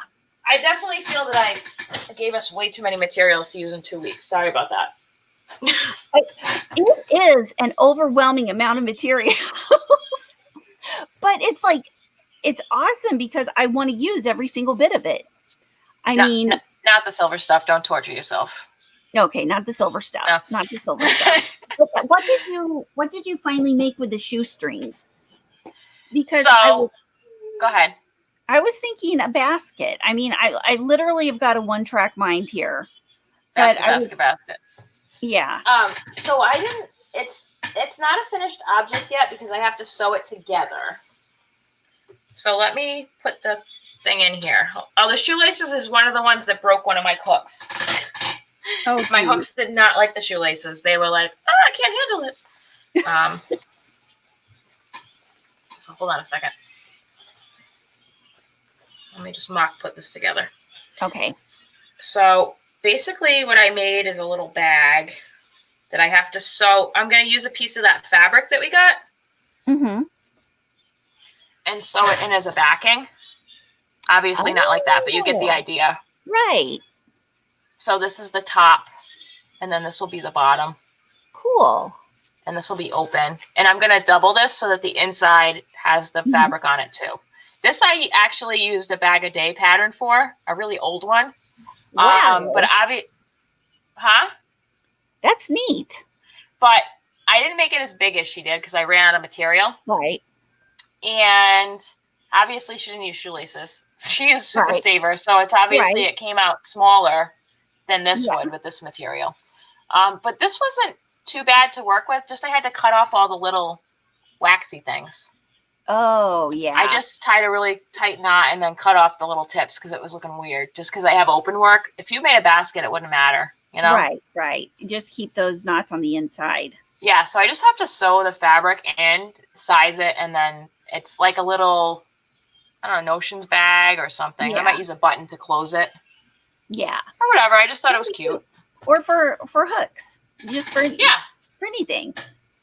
Yeah, they fit in there. I made it long enough on purpose. Yeah. I sized it so the hooks would fit in there. Perfect. Yep. So that was what I did with the shoelaces. And I only have like 2 left to sew it up. That's it. And everything's usable. Let's see. Lori said a couple of people, the sheet fabric is too pretty. I wouldn't be able to rip or cut it. I would have to make pillows or project bags or coat liner with it. Well, that's a good idea. Yeah, that's definitely a good idea. But sometimes there are the sheets that, you just got to get rid of the old thing. So when you go to the recycling place, a lot of the fabric is already cut up into smaller pieces. So this is already cut up into a small piece. So it's not like a huge piece of sheet that you think of. So, but you could make it into bags. Mm-hmm. I just kind of got stuck on trying to make it into sheet yarn. Yeah. Because That's really all I ever think about making is yarn. Because I don't sew things. My boys ask me to sew buttons on things, and I'm like, what? Okay, I guess I'll sew a button on. That's funny. Yeah. Yeah, so and I already have a little pile going of like next time we use something odd. So I got this at the recycling center the last time I was there. Anybody know what this probably is? Chain. What's this from? Home Depot? No, it's from the recycling center. Anybody in the chat know what this is from?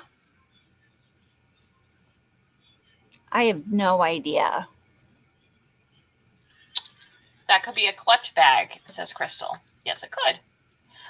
So do you remember in like the 70s when it was really fashionable to hang up your kitchen light?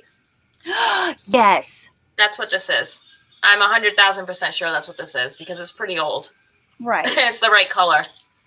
Wow. So not that I want to crochet this, but I'm thinking about maybe crocheting around it in some fashion or something. I don't know. I just couldn't leave it there. It's really light too, so it probably cost 5 cents. Right. Right. You could make something very interesting with that. But that was fun. And then what else came in? Oh, this other thing came in the bag, which is for eyeglasses. So it's got a little thing on the end you attach to eyeglasses, and I was going to maybe crochet on that. I don't know. Or make a necklace out of it or something. You know what I'm thinking with those chain things would be like something you could crochet curtains on. You know, that's a good idea. Yeah, and use that as the thing, you know, like the hardware of the curtain, but the yarn's attached to that and you hang it. Oh. Wonderful ideas. I'm going to go over there and actually make the coffee that I brewed. Go. And when you come back, I'm going to go get a cup of coffee. Okay, I'll be right back. Okay. Let's see. Those sheets are at recycling center. Do you have to pay for it? Yeah, Nancy, I think she pays by the pound, and it's like not expensive at all. Lori, plant hanger. Yes, plant hanger. Debbie, swag is probably correct. Anjanette, chain that attaches toys to a child car seat or stroller so they do not lose them. Yeah. And you could even crochet the toys on them like some kind of amigurumi thing. That would be cool. Crystal, I was just thinking you could do necklace with it. That would be cool. Oh, here, let me get this out of the way. Barbara, the thin chain could be a handle to your clutch. Very good idea. Debbie, going to sleep. What? Debbie, I mean, you're still up. You might as well stay up. I'm just kidding. Just go to sleep. Get some sleep. Okay. Who's going night-nights? Debbie. Oh, bye, Debbie. Thanks for coming in. See you tomorrow morning, hopefully. This is one of my favorite non-yarny cups. What is it? Dell's. Where's Dell? So Dell's, it's in the shape of the state of Rhode Island. Uh-huh. The picture, but Dell's is it's like a frozen lemon drink that you get in the summer. They have little stands. Oh, and neat. When I was in like high school, they came out with cherry, and there was like people were so pissed that it wasn't just lemon flavored anymore. Now they have a bunch of different flavors, but it's like peak Rhode Island. Oh. You could also get more Rhode Island if you have coffee syrup. What's coffee syrup? Coffee syrup makes coffee milk. It's like chocolate syrup, but it's coffee flavored. Wow. It's the best thing. I've never even heard of that. I mean, it does sound wonderful. Really wanted to send you some in the mail, but then every time I go to the freaking post office, they ask me if liquids are in there. So I think it's a no-no. Oh. I'm like, I really want to send you some. But maybe you can get some on Amazon. It's really good. Oh yeah, I'll. That is something I'm going to check out. So when I was little in school, they always had white milk, chocolate milk, and coffee milk, and the little things. You have got to be kidding me. No, 100%. And if you mix the chocolate and the coffee, we used to make mocha, and it was so good. No caffeine. No caffeine, Debbie. It was so good. Yum, yum. I've discovered something new I need in my life. Okay, I'm going to go get some coffee. I'll be right back. Okay, go ahead. Yeah. Sherry, you've had Dells before, right? Sherry's asking about Dells.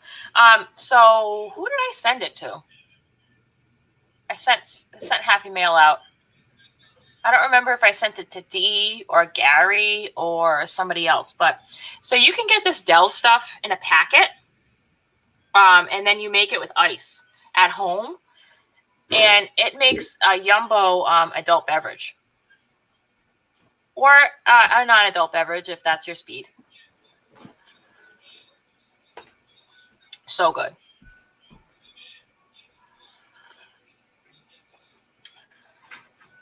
Pardon me. It's like the longest I've been on a live without coffee. But that was because the cheese balls happened. Had a huge cheese ball incident, and I had to clean all that up in a hurry when I was trying to get stuff ready. Oh, yeah, Caribou, you've had Dells. Do you like lemon or a different flavor? Yep. Coffee milk. My mother's addicted to that.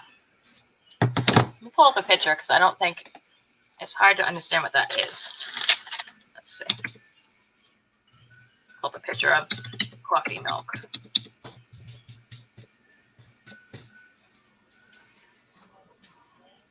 Okay. Now let me share this. Ginger, did you look at clip I sent you of wedding dress? Oh, Cheryl, have you seen the Bernadette Banner project where she made one of the Met Gala dresses out of toilet paper? I can't remember who the person who wore it originally was, but it's really good. I love Bernadette Banner. She's great. She does lots of costuming. She has a really great video on how to make historical cording that's very interesting, like that you would use to lace up a bodice. Let's see. Oh, hello. All right, so this is what coffee milk looks like. Images. Ginger, are you back yet? Nope. Doody-doo.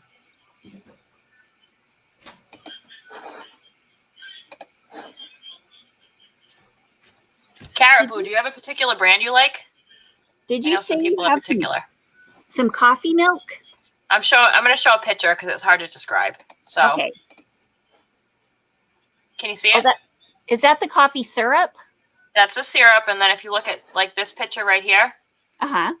Oh, this is an article from the Providence Journal. In 49 states, coffee milk needs explaining. Wow. So this is Autocrat. This is made locally. And then there's another brand, Eclipse. There's like a couple different brands, but you can only get them in New England. It's one of the state drinks in Rhode Island.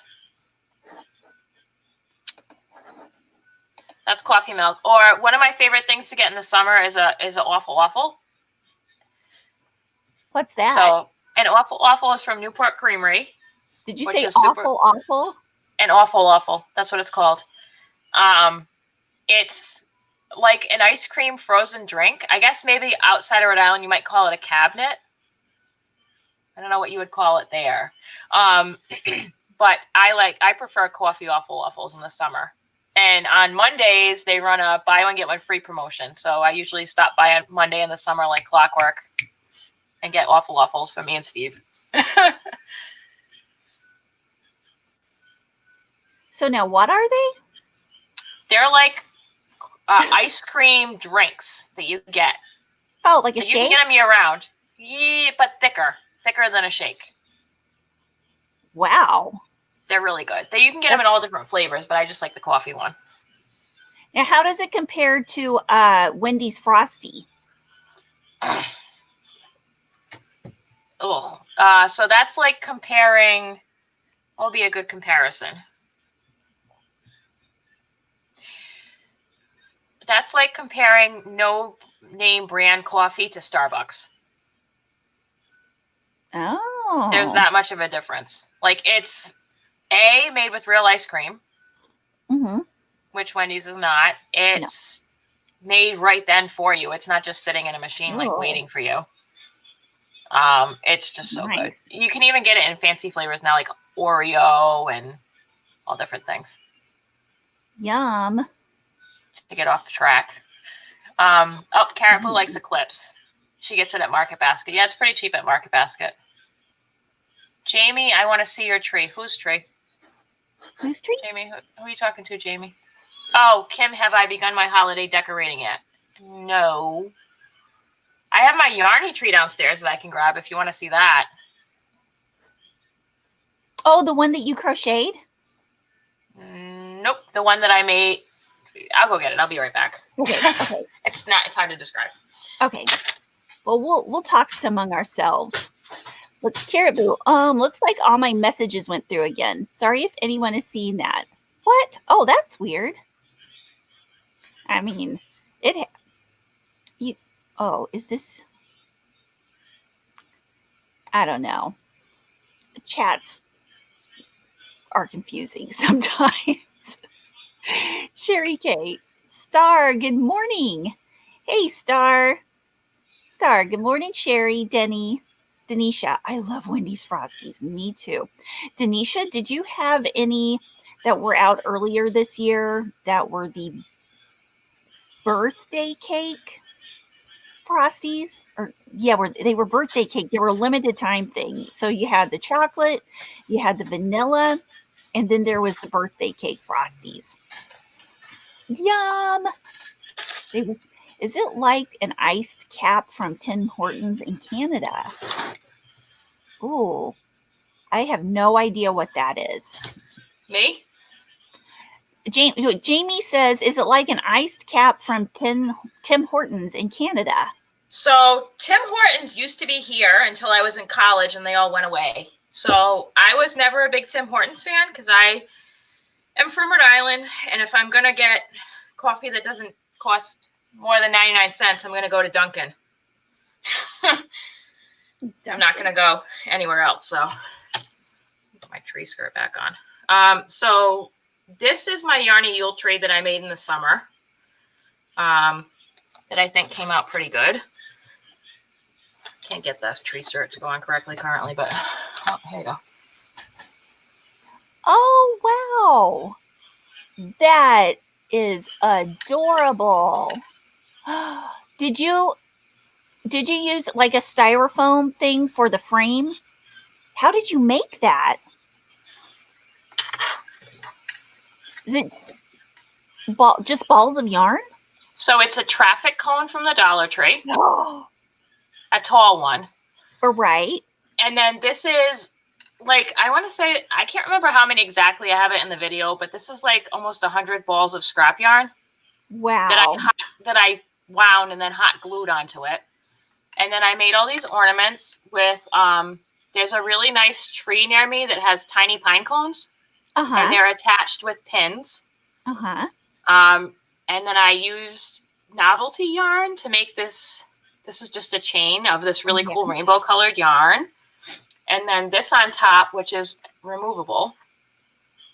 So on the top, what I did is I made a reverse hole and hot glued a nail into it. And then this is, you drink Aldi's coffee, right? Yes, I will sometimes.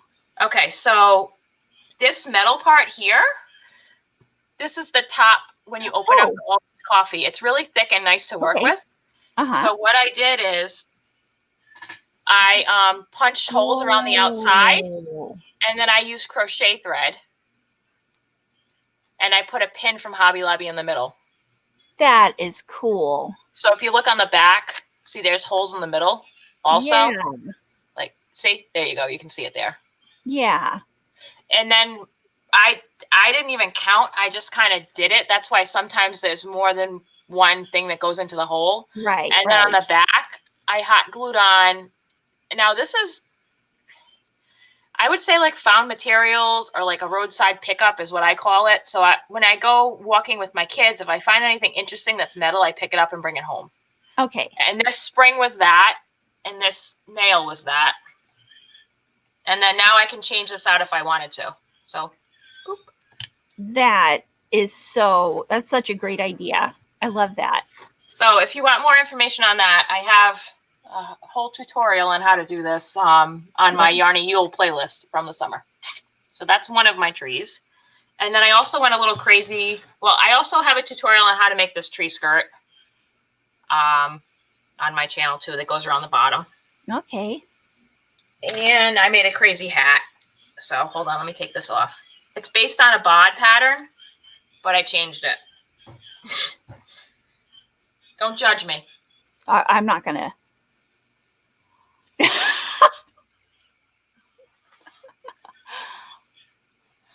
That is amazing. Hold on. See my pom-pom on top? Is that a tree? Yes. Is that a tree hat? It's a tree that I decorated. Hold on. Let me move my thing. That is the best tree hat. That is the best Christmas hat I have ever seen. Oh my God. So basically I started with Bod has a, Crystal has a pattern on there that's a tree hat, but I totally made it different because I held together I can't remember if I held together 2 or 3 yarn things when I made it. Mm-hmm. But I made it way bigger than she did because I was going for like Whoville. Yeah. Remind me of like the Grinch. It does. Let me take it off for a second. That's amazing.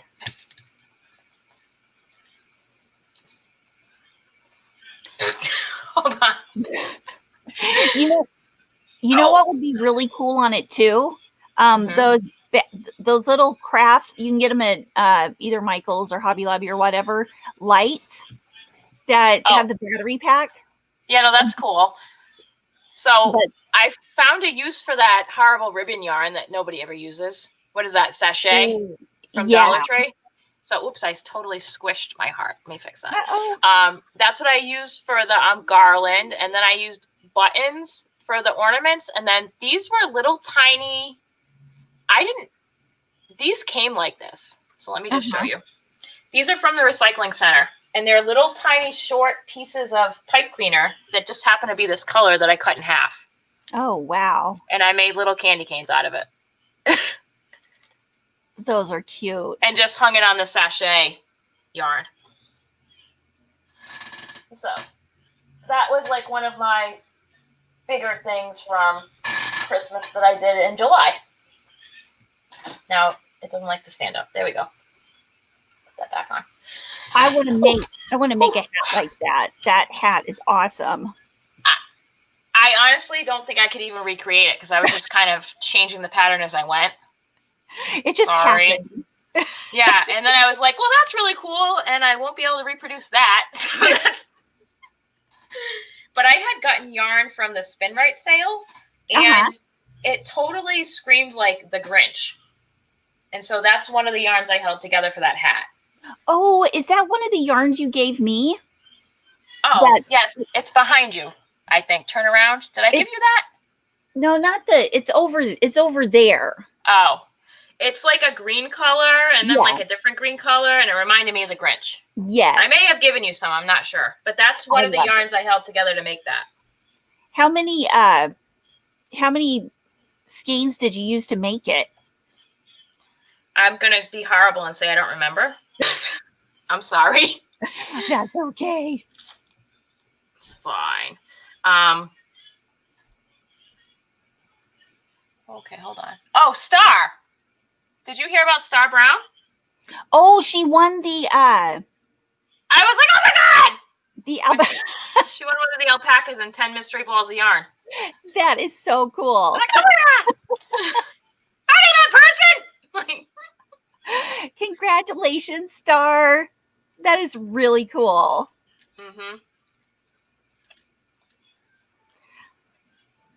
So that's what the tree skirt looks like on it. Kind of hides the cone. Oh, yeah. I And like I just that. have a button in the back to keep it on. So that's my Yule tree. And then Wow. if you see like my little icon on YouTube, like that's what this is. Oh. If you're wondering what the random thing is on there, it's this. Yeah. This is what my picture is. Hello, how are you? Now, I know. So that's why I picked it, because I was really proud of that. Yeah, I like that. And the tree, the balls on the tree were all made with scrap yarn. I didn't buy any of that. I just had a ton of green scrap yarn. Wow. That's great. Mm-hmm. You are so creative. I love it.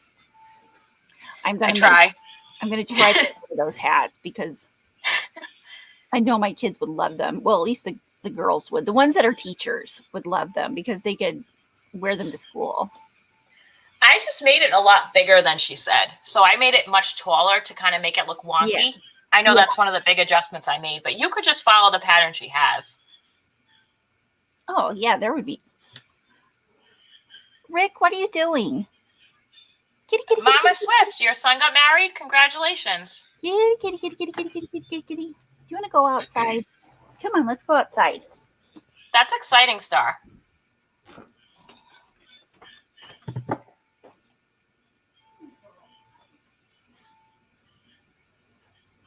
Oh, yeah, totally posted on Instagram. Star, you're not allergic to animal fibers, are you? Because that would kind of stink. I guess you could put it on a shelf and just stare at it.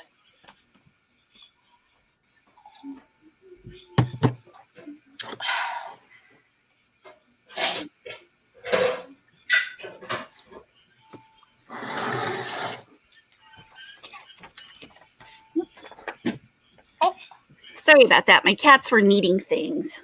Hey, Jamie, how you doing?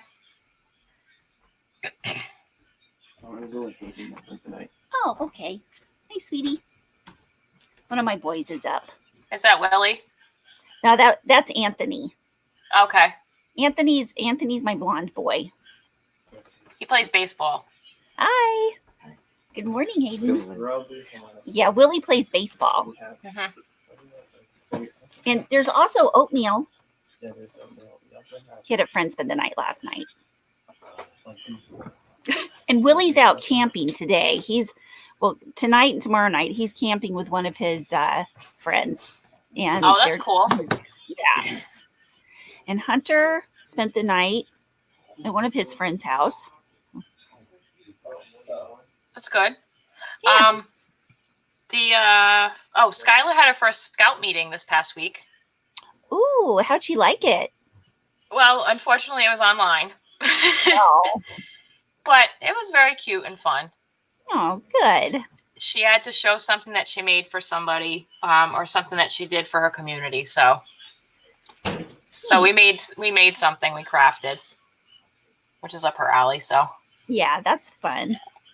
Does she want to learn to crochet yet? I don't know. Right now, she's really into learning how to make like beaded jewelry and stuff. Ah, fun. She's really into bracelets and necklaces. Mm-hmm. And then she tries to hide them from Steven. Because he'll put them on and go, "Ah, so beautiful." Oh, that's so cute. Yeah, he's very cute. That's so beautiful. That's so beautiful. That's sweet. Mm. I wish my boys would be that little again sometimes, but you know. So that's all the materials we had for the challenge, I think, right? I didn't skip anything, did I? I don't think so. I'm working on my basket. Yeah, that's coming out great. Yeah, it really is. I'll have to show it to you. This, I believe, is going to be the best from this whole group of materials. Oh, you like that the best? Okay. Yeah, I really like it. So that was your favorite? That was the next question I was going to ask you. Yep, this is my favorite. Definitely the small hemp. I'd have to say I really liked working with this, and I wish I had more yards. Just I was surprised how much I liked it. And then secondarily, finding that I didn't know that there was rope inside of that when I bought it. That is really That's cool. not the reason I got it. And then I was like, as I'm working with the rope, I'm like, this is great. So I was thinking of maybe just going and getting some rope and then trying to dye it and see how that came out. Yeah. I think that could be really cool. Oh yeah, that'd be very Not cool. that I need more things to dye, because I have a whole slew of to-dos in my dye kitchen. It's crazy. I really should make some more dyeing videos. I love it that you have a whole dye kitchen. That's awesome. I should teach you how to dye. That would be cool. Like live. That would be fun. That would be interesting, yeah, because I have never dyed yarn before. Do you have any 100% wool that's like a light color? I do. I still have the yarn that I got from Knit Crate that I never dyed. Oh, you still have that? That's really easy to dye. Yeah, when we got the Kool-Aid. I haven't even used the Kool-Aid. I use that like this. Wow. That was used and I sent it out.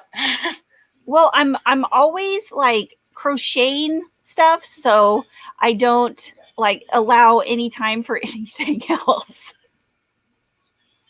Well, it's related. Well, I guess, yeah. At least you can get Kool-Aid. People in like a lot of people in other countries, like especially Europe, they have rules against some of the food dye, so they can't get Kool-Aid. So that's why it was a big deal with the Knit Crate that they were sent Kool-Aid. Oh. Like one of the packages I sent Gary Urban Yarn, I sent a rainbow palette of Kool-Aid to him, and he was so excited because he couldn't find that near him. Oh, well, that's neat. That's very cool. So we can talk about that more if you want to try that sometime. Yeah, I would like that. That'd be fun.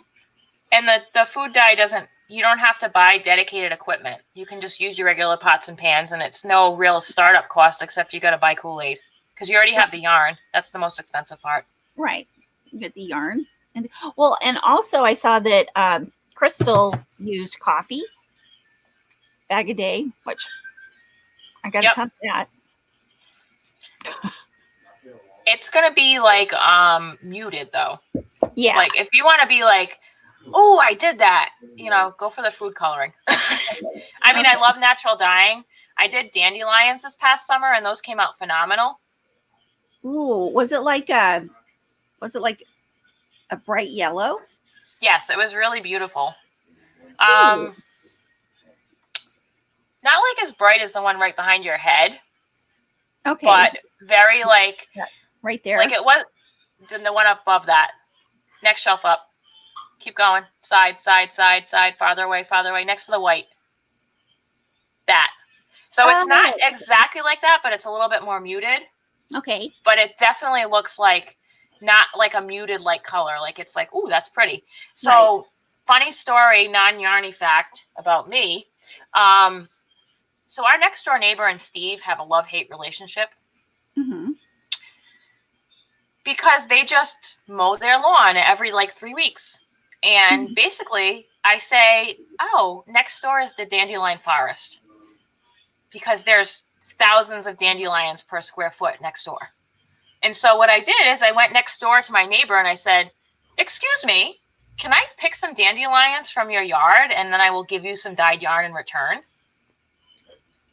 Because I also know she doesn't use chemicals on her lawn because she's too lazy. So it's fine, Right. So I basically went over there for like 3 hours and picked one of those Home Depot out of 5 I don't know how many gallons that bucket thing is.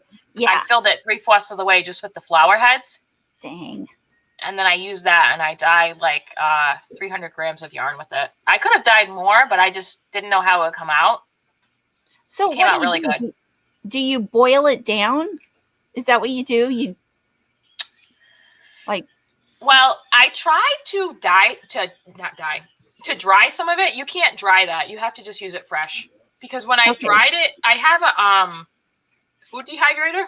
Uh-huh. I put some in the food dehydrator. And what happens when you put it in the food dehydrator is all the petals fall off. Okay. So I'm left with the stamen in the middle, which doesn't dye anything. So I'm like, this doesn't work. So it has to be fresh. So you basically have to overload it and use way more material than you think you need, dye material, when you're doing natural dyeing. Otherwise, the color is not going to be vibrant. But do you put do you put all the fresh ones like in a pot with Yes. water and boil it and then just use the water? Well, it's kind of like a simmer. So you have to Okay. simmer it. If you boil it really hard, the color is Oh. going to be like muted. Okay. It's going to mess up the natural color. Okay, so that's There's a, oh, where'd you go, Ginger? Ginger. There you are. hello. You went away for a second. So it's a multi-step process when you're talking about natural dyeing. Yeah. I have a tutorial on it. Let me just put the link up if anybody's interested in seeing more of that. I have a whole playlist just of stuff I've dyed, which this is way before, like, I think I did the dandelion stuff when I had like maybe under 100 people subscribed. Oh, wow. So many of you have not seen my dyeing videos. They're older, so pardon the fact that they are, the camera ability is a little less than it is currently. And also, they're kind of longer than the ones that I make now, just because the dyeing steps are a little bit more involved.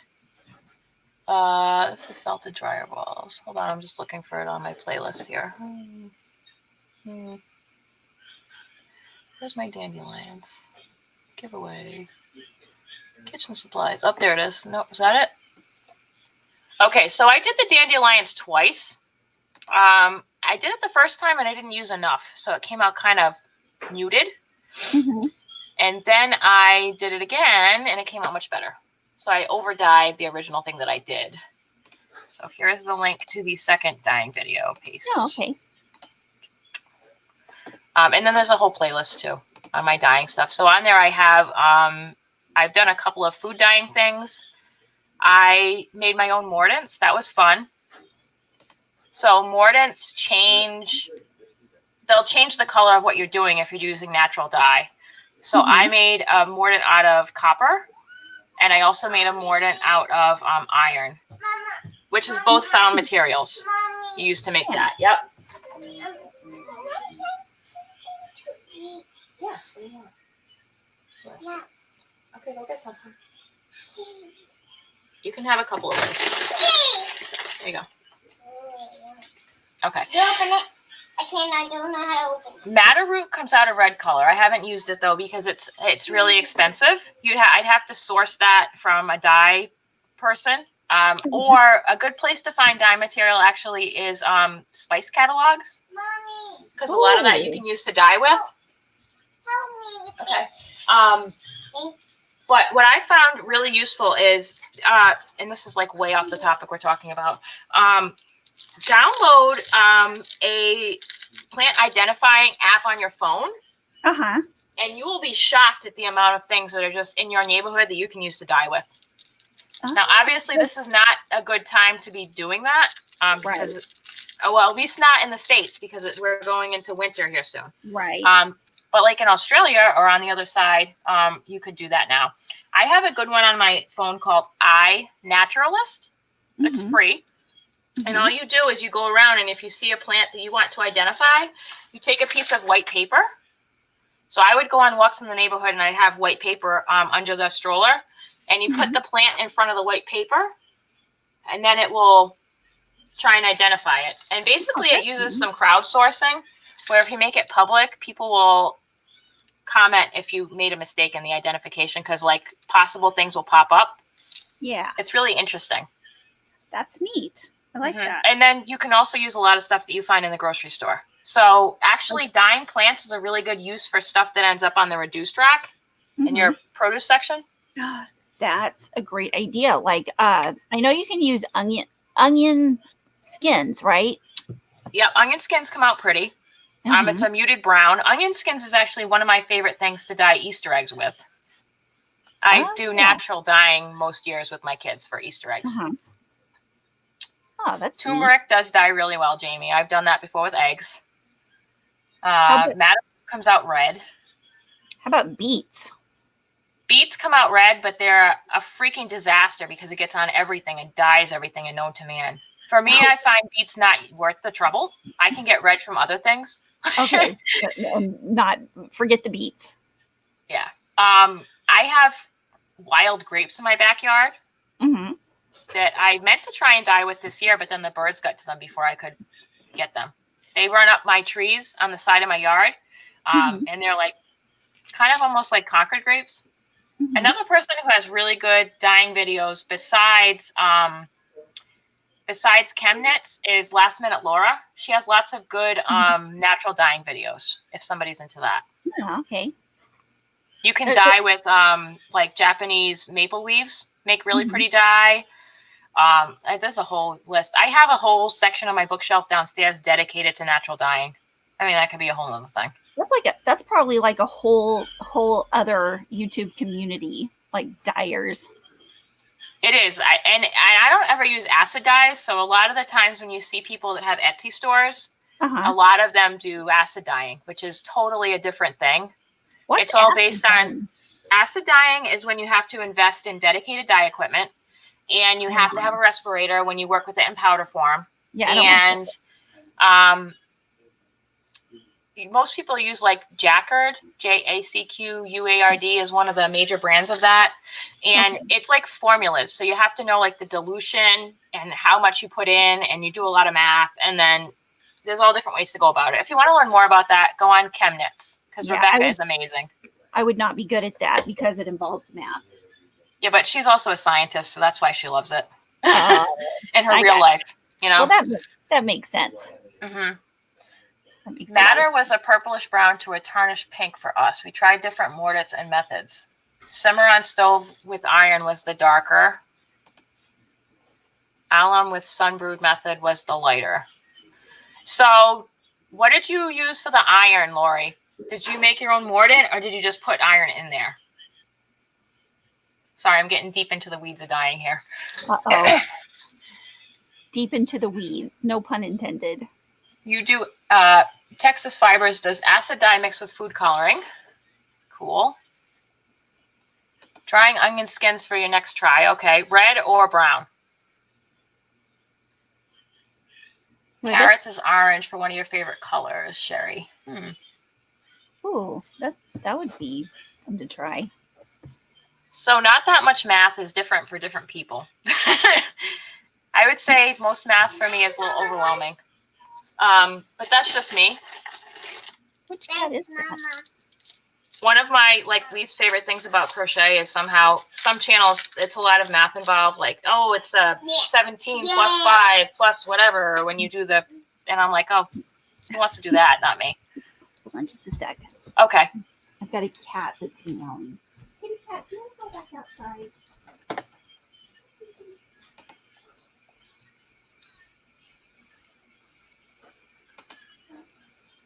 Jules as does dyeing. I watched her last night until my service dropped. Our craft team includes a biology teacher, so she brought her supplies from her classroom to do the formulas and measurements and safety precautions. That's cool, Lori. Did you make your own mordant, or did you just put the iron into the pot? That's my question. Did you pre-soak with a mordant, or did you just add it to the dye pot? Sorry, we're going down the dye hole. I'm sorry.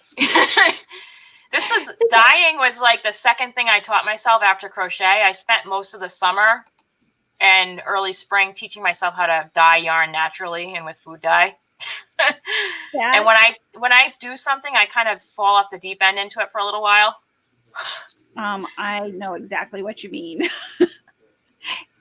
Don't bring my head up for air either. Oh, okay, Lori. You used madder dye and iron mordant from a dyeing company. So if you do that again, I would really suggest making your own iron mordant.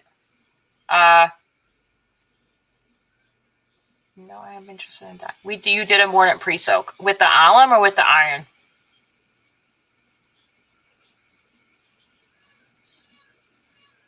Okay, I'll be right back. Okay.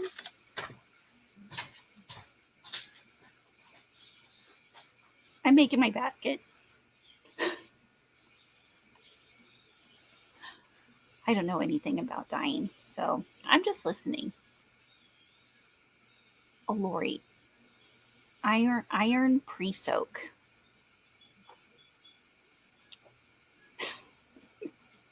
Oops, my notifications keep popping up. Hi, Yikes. I think it's probably about time to go.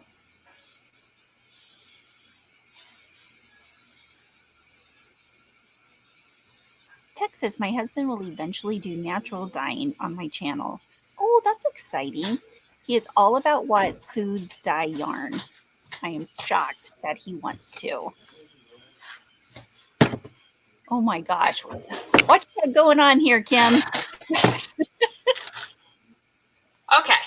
I love it. So if you want to up your game on dyeing and you don't want to spend money, I'm going to take Caden to his chair.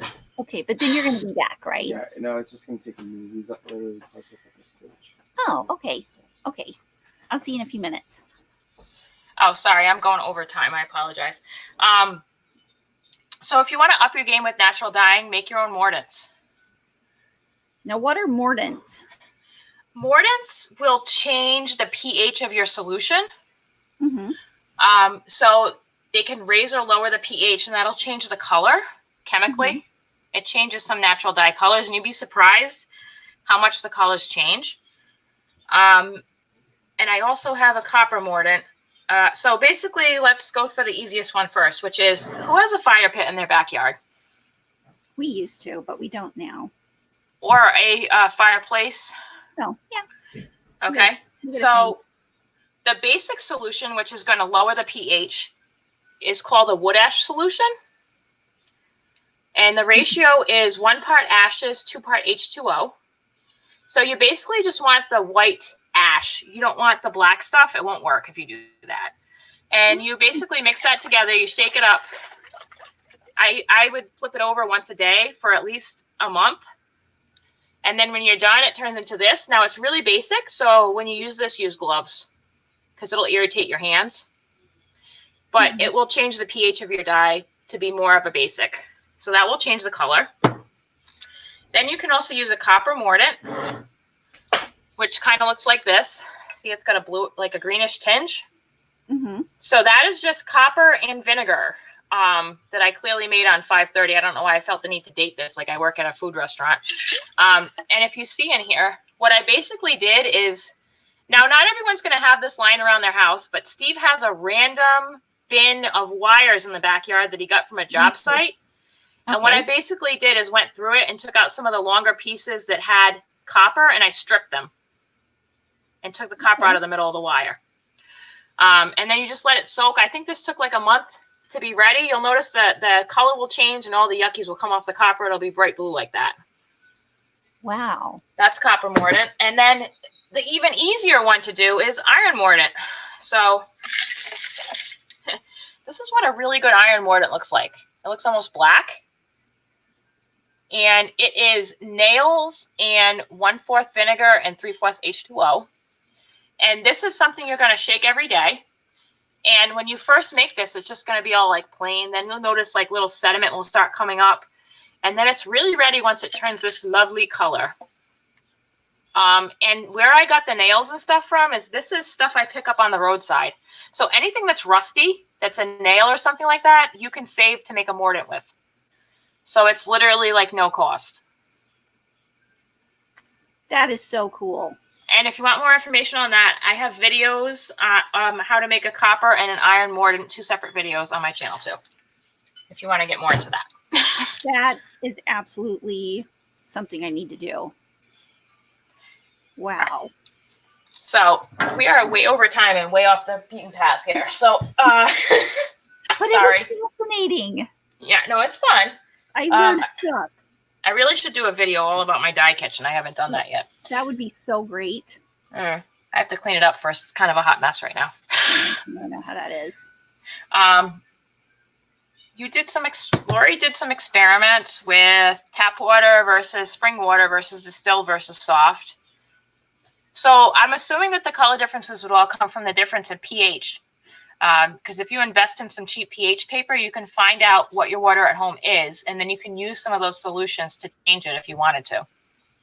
Because everybody's pH in their home water is different. See, these are things I would never even think of.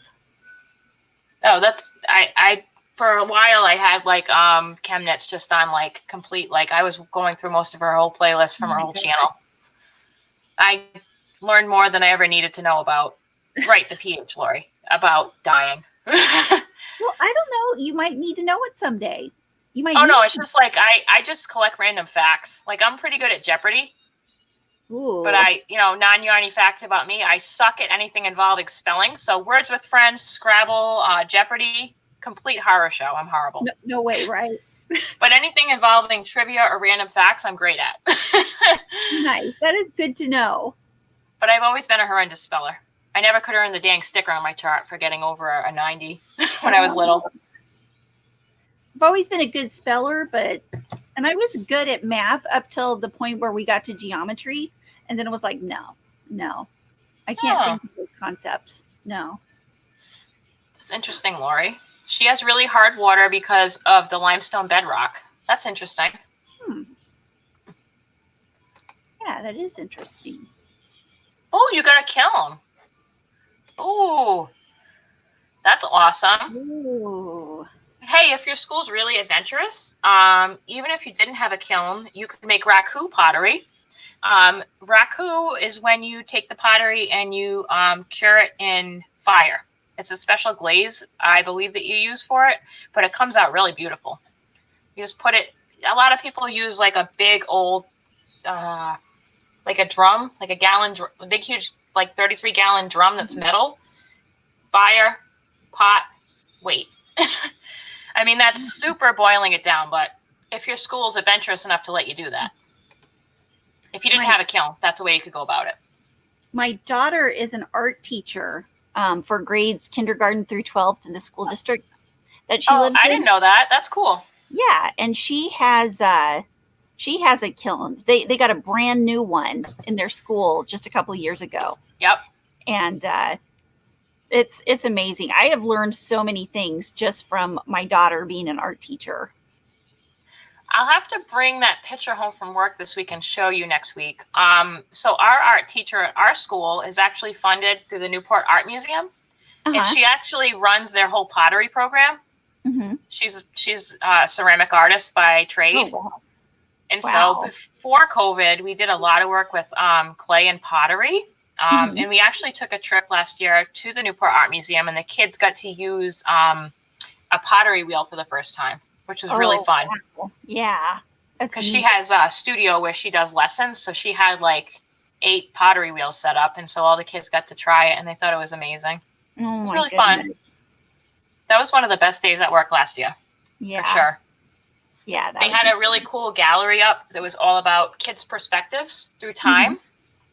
It was very interesting. Oh, that would be so neat. All right. So just to kind of like semi-wrap this up a little bit. Sorry, we're over, Ginger. I apologize. That's okay.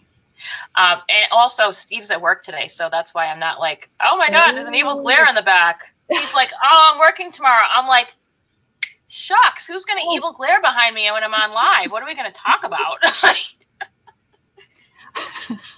Oh, you can't use burn barrels in the city. Okay, Lori. Well, it's just something fun.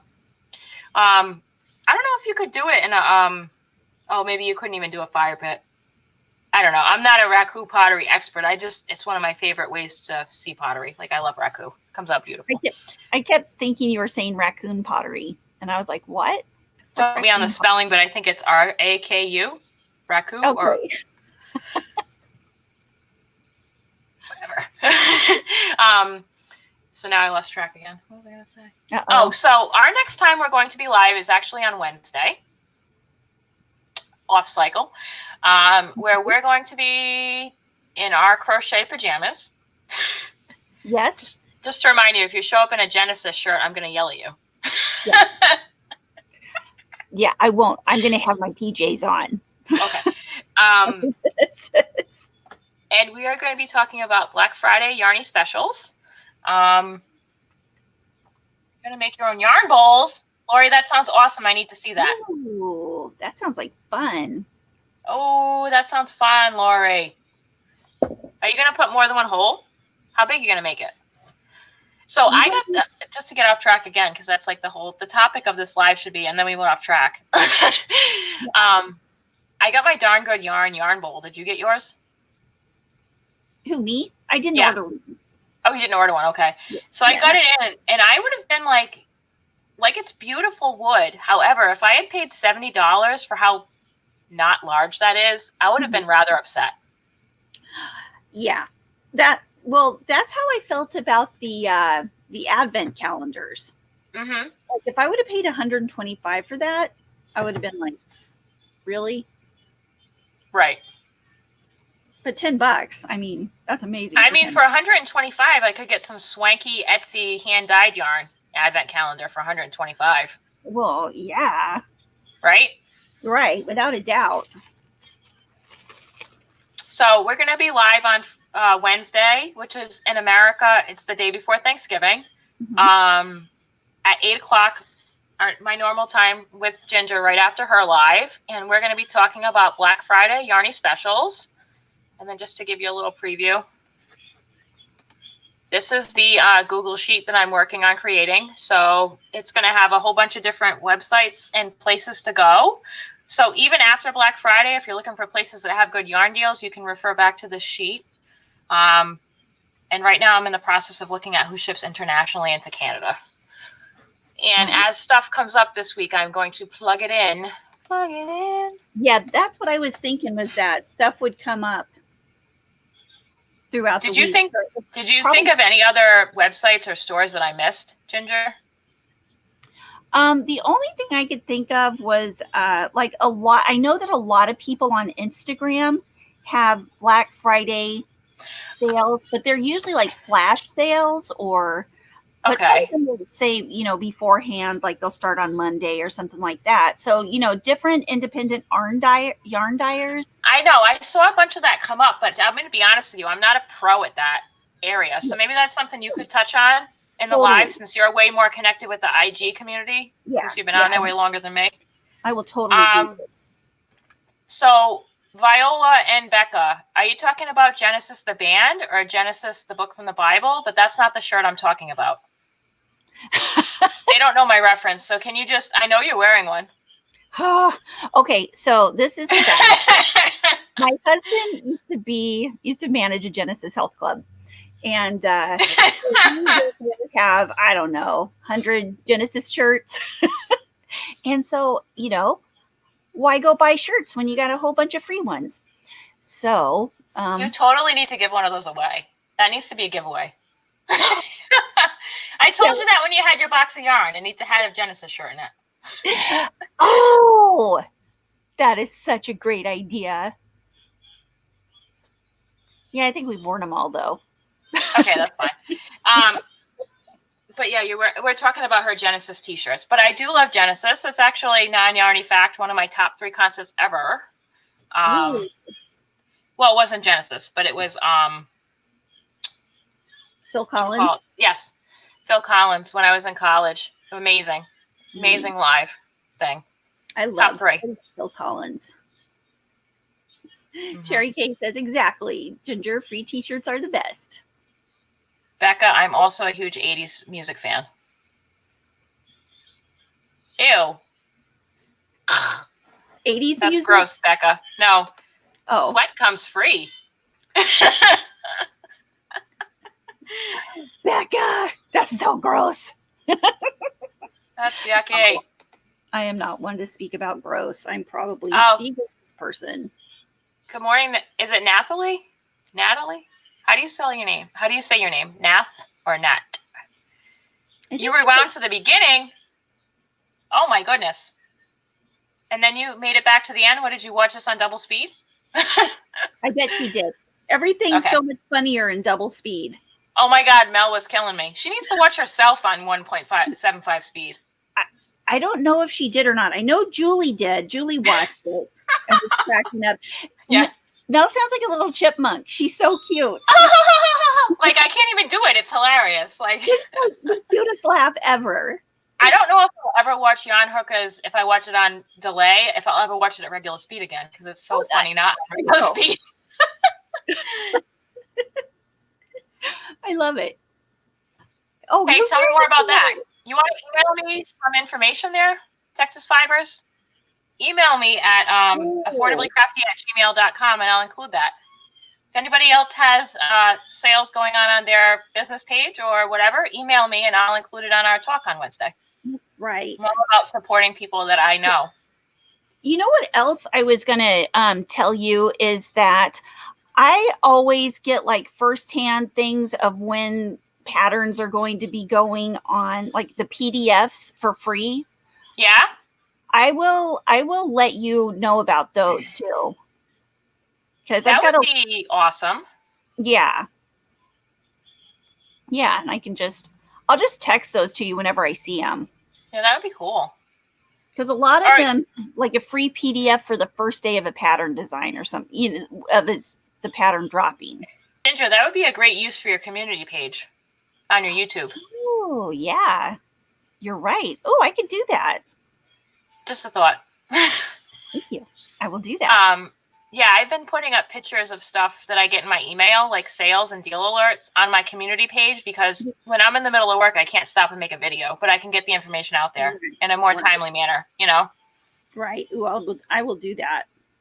Oh, and let me just say something real quick about my sweater. I don't know if you noticed it. So this is my latest Savers find. Look, it's got llamas. That is, I love that. Llama, llama, llama, and it's all in blue. That little is buttons. This is 100% wool. Great sweater. How much did you $3. $3. get? It's Wow. made in, I can't remember if it's made in Ecuador or El Salvador. Hold on. And it's It'll have a label. 100% wool. Oh my gosh. Made in Ecuador. 100% wool. Yeah, look.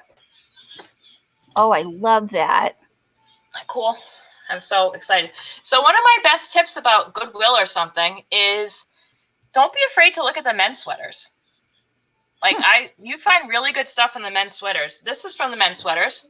My shirt with the runes on it and the autumn colors, that's from the men's section. Yeah, when I wear a sweater, I don't care if it's men's or women's. Well, I mean, I won't buy like a humongous men's sweater. My brown one that I wore a couple lives ago, that's 100% wool, that was from the men's department. Mm-hmm. It's long enough so I can wear leggings with it, and it covers my bum. Oh, that's important. And they're all 100% wool. So love it. Yes, this is the cheapest 100% wool sweater I've gotten so far. Usually I pay about $8. Yeah, that's a really, really, really good deal. And some people will pay, like $500 for a sweater. Oh my God, there was such an obnoxious 80s sweater that if I liked pink, I would have been all over. I love vintage sweaters too from Savers or Goodwill. And it had like a diamond pattern and like these, like the most 80s, like blue and like kind of like condo colors, if you know what I mean. Yeah. And like diamond patterns with sequins, and it had the huge shoulder pads and like, oh my God, it was so obnoxiously 80s. If it didn't have pink in it, I actually was thinking of getting it just because it was so bad. It was like almost ugly to the point where it was good. You probably want to pair those with some acid wash jeans. Yeah, hello, and a side pony. You need a lot of Aquanet for the bangs. I never had that. I always did a side pony in the 80s. Yes, I did the side pony, and I never got to the point. Remember when the girls were doing the bangs that were up like this? I had the big bushy bangs. Oh, yeah. The 80s big hair. Oh, Viola. Yeah, where's your favorite place to get it? Most of my clothes and yarn come from used stores. So near me, there's one Goodwill. There's a bunch of Savers. There are Salvation Armies. And there's also some independent stores right literally next door to the school I work at. It's 2 high-end vintage stores because I work on a frou-frou end of town. It's very college. That's awesome. So they have good stuff in the. They do. Store. The last time I was there, I got a lot. I went to the store across the street, and I got a lot of McCall's Needlework magazine. Yeah, cool. Some of them are from the 1940s up till the 1960s. That's So those neat. are pretty cool. Yeah, I know Jada in Stitches has 20% off her patterns on December 20th every year. Oh, neat. 20 on 20 or whatever it is. Oh, okay. Sadie's Spincraft. I'm going to have to look back through these comments once they post to see if there's different things I need to look up. Yeah. You have a sewing machine. Doubt.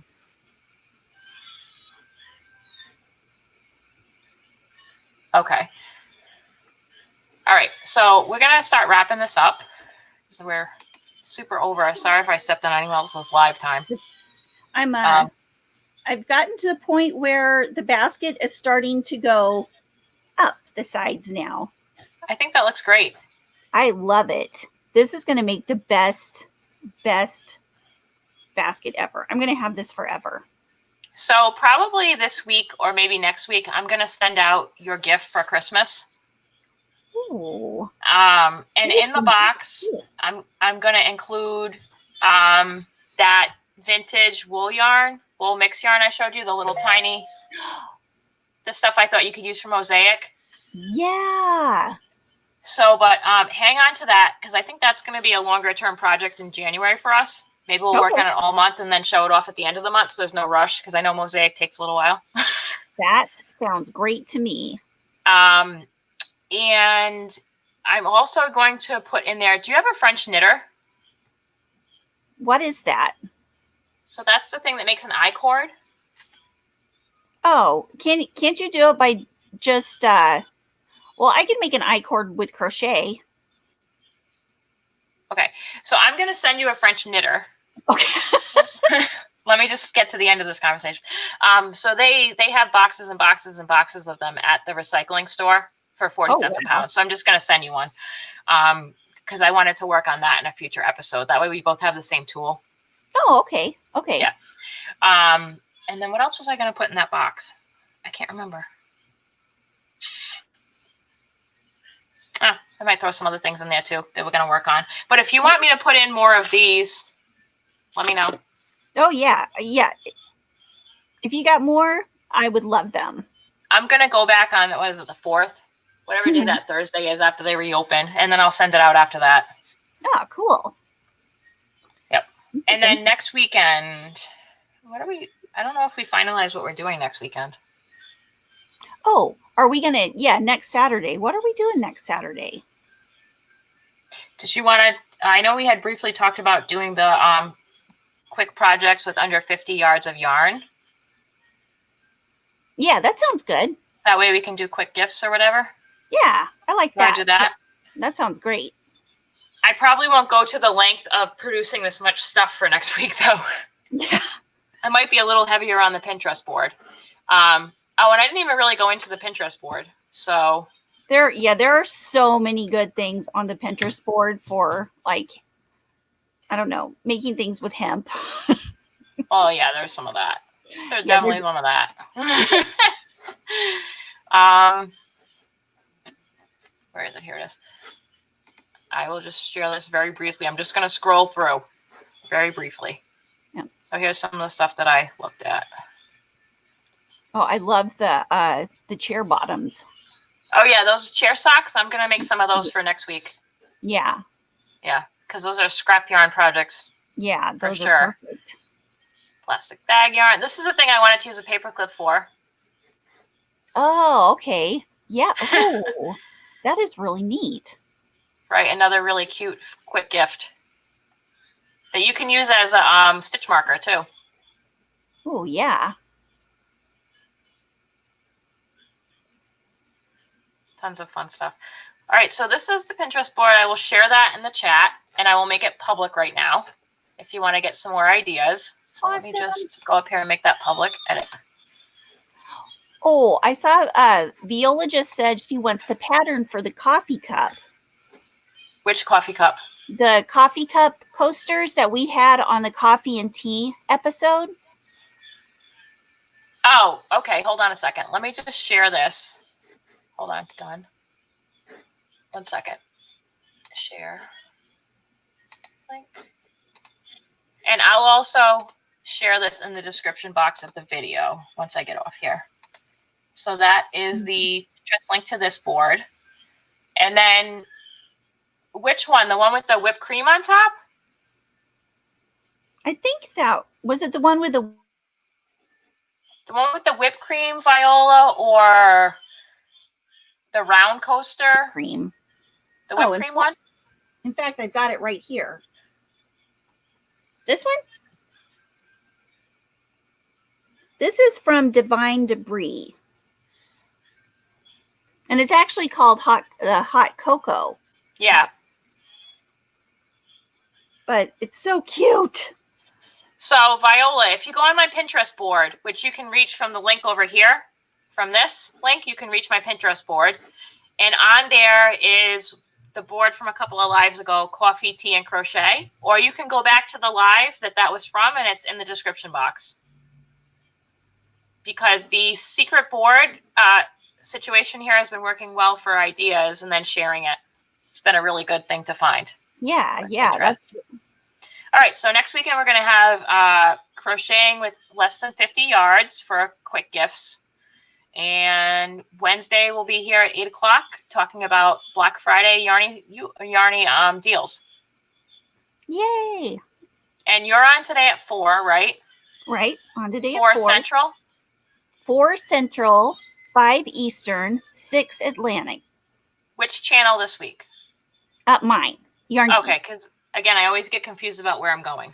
Yeah. Me too. Well, you know what I mean. Which channel is it on today?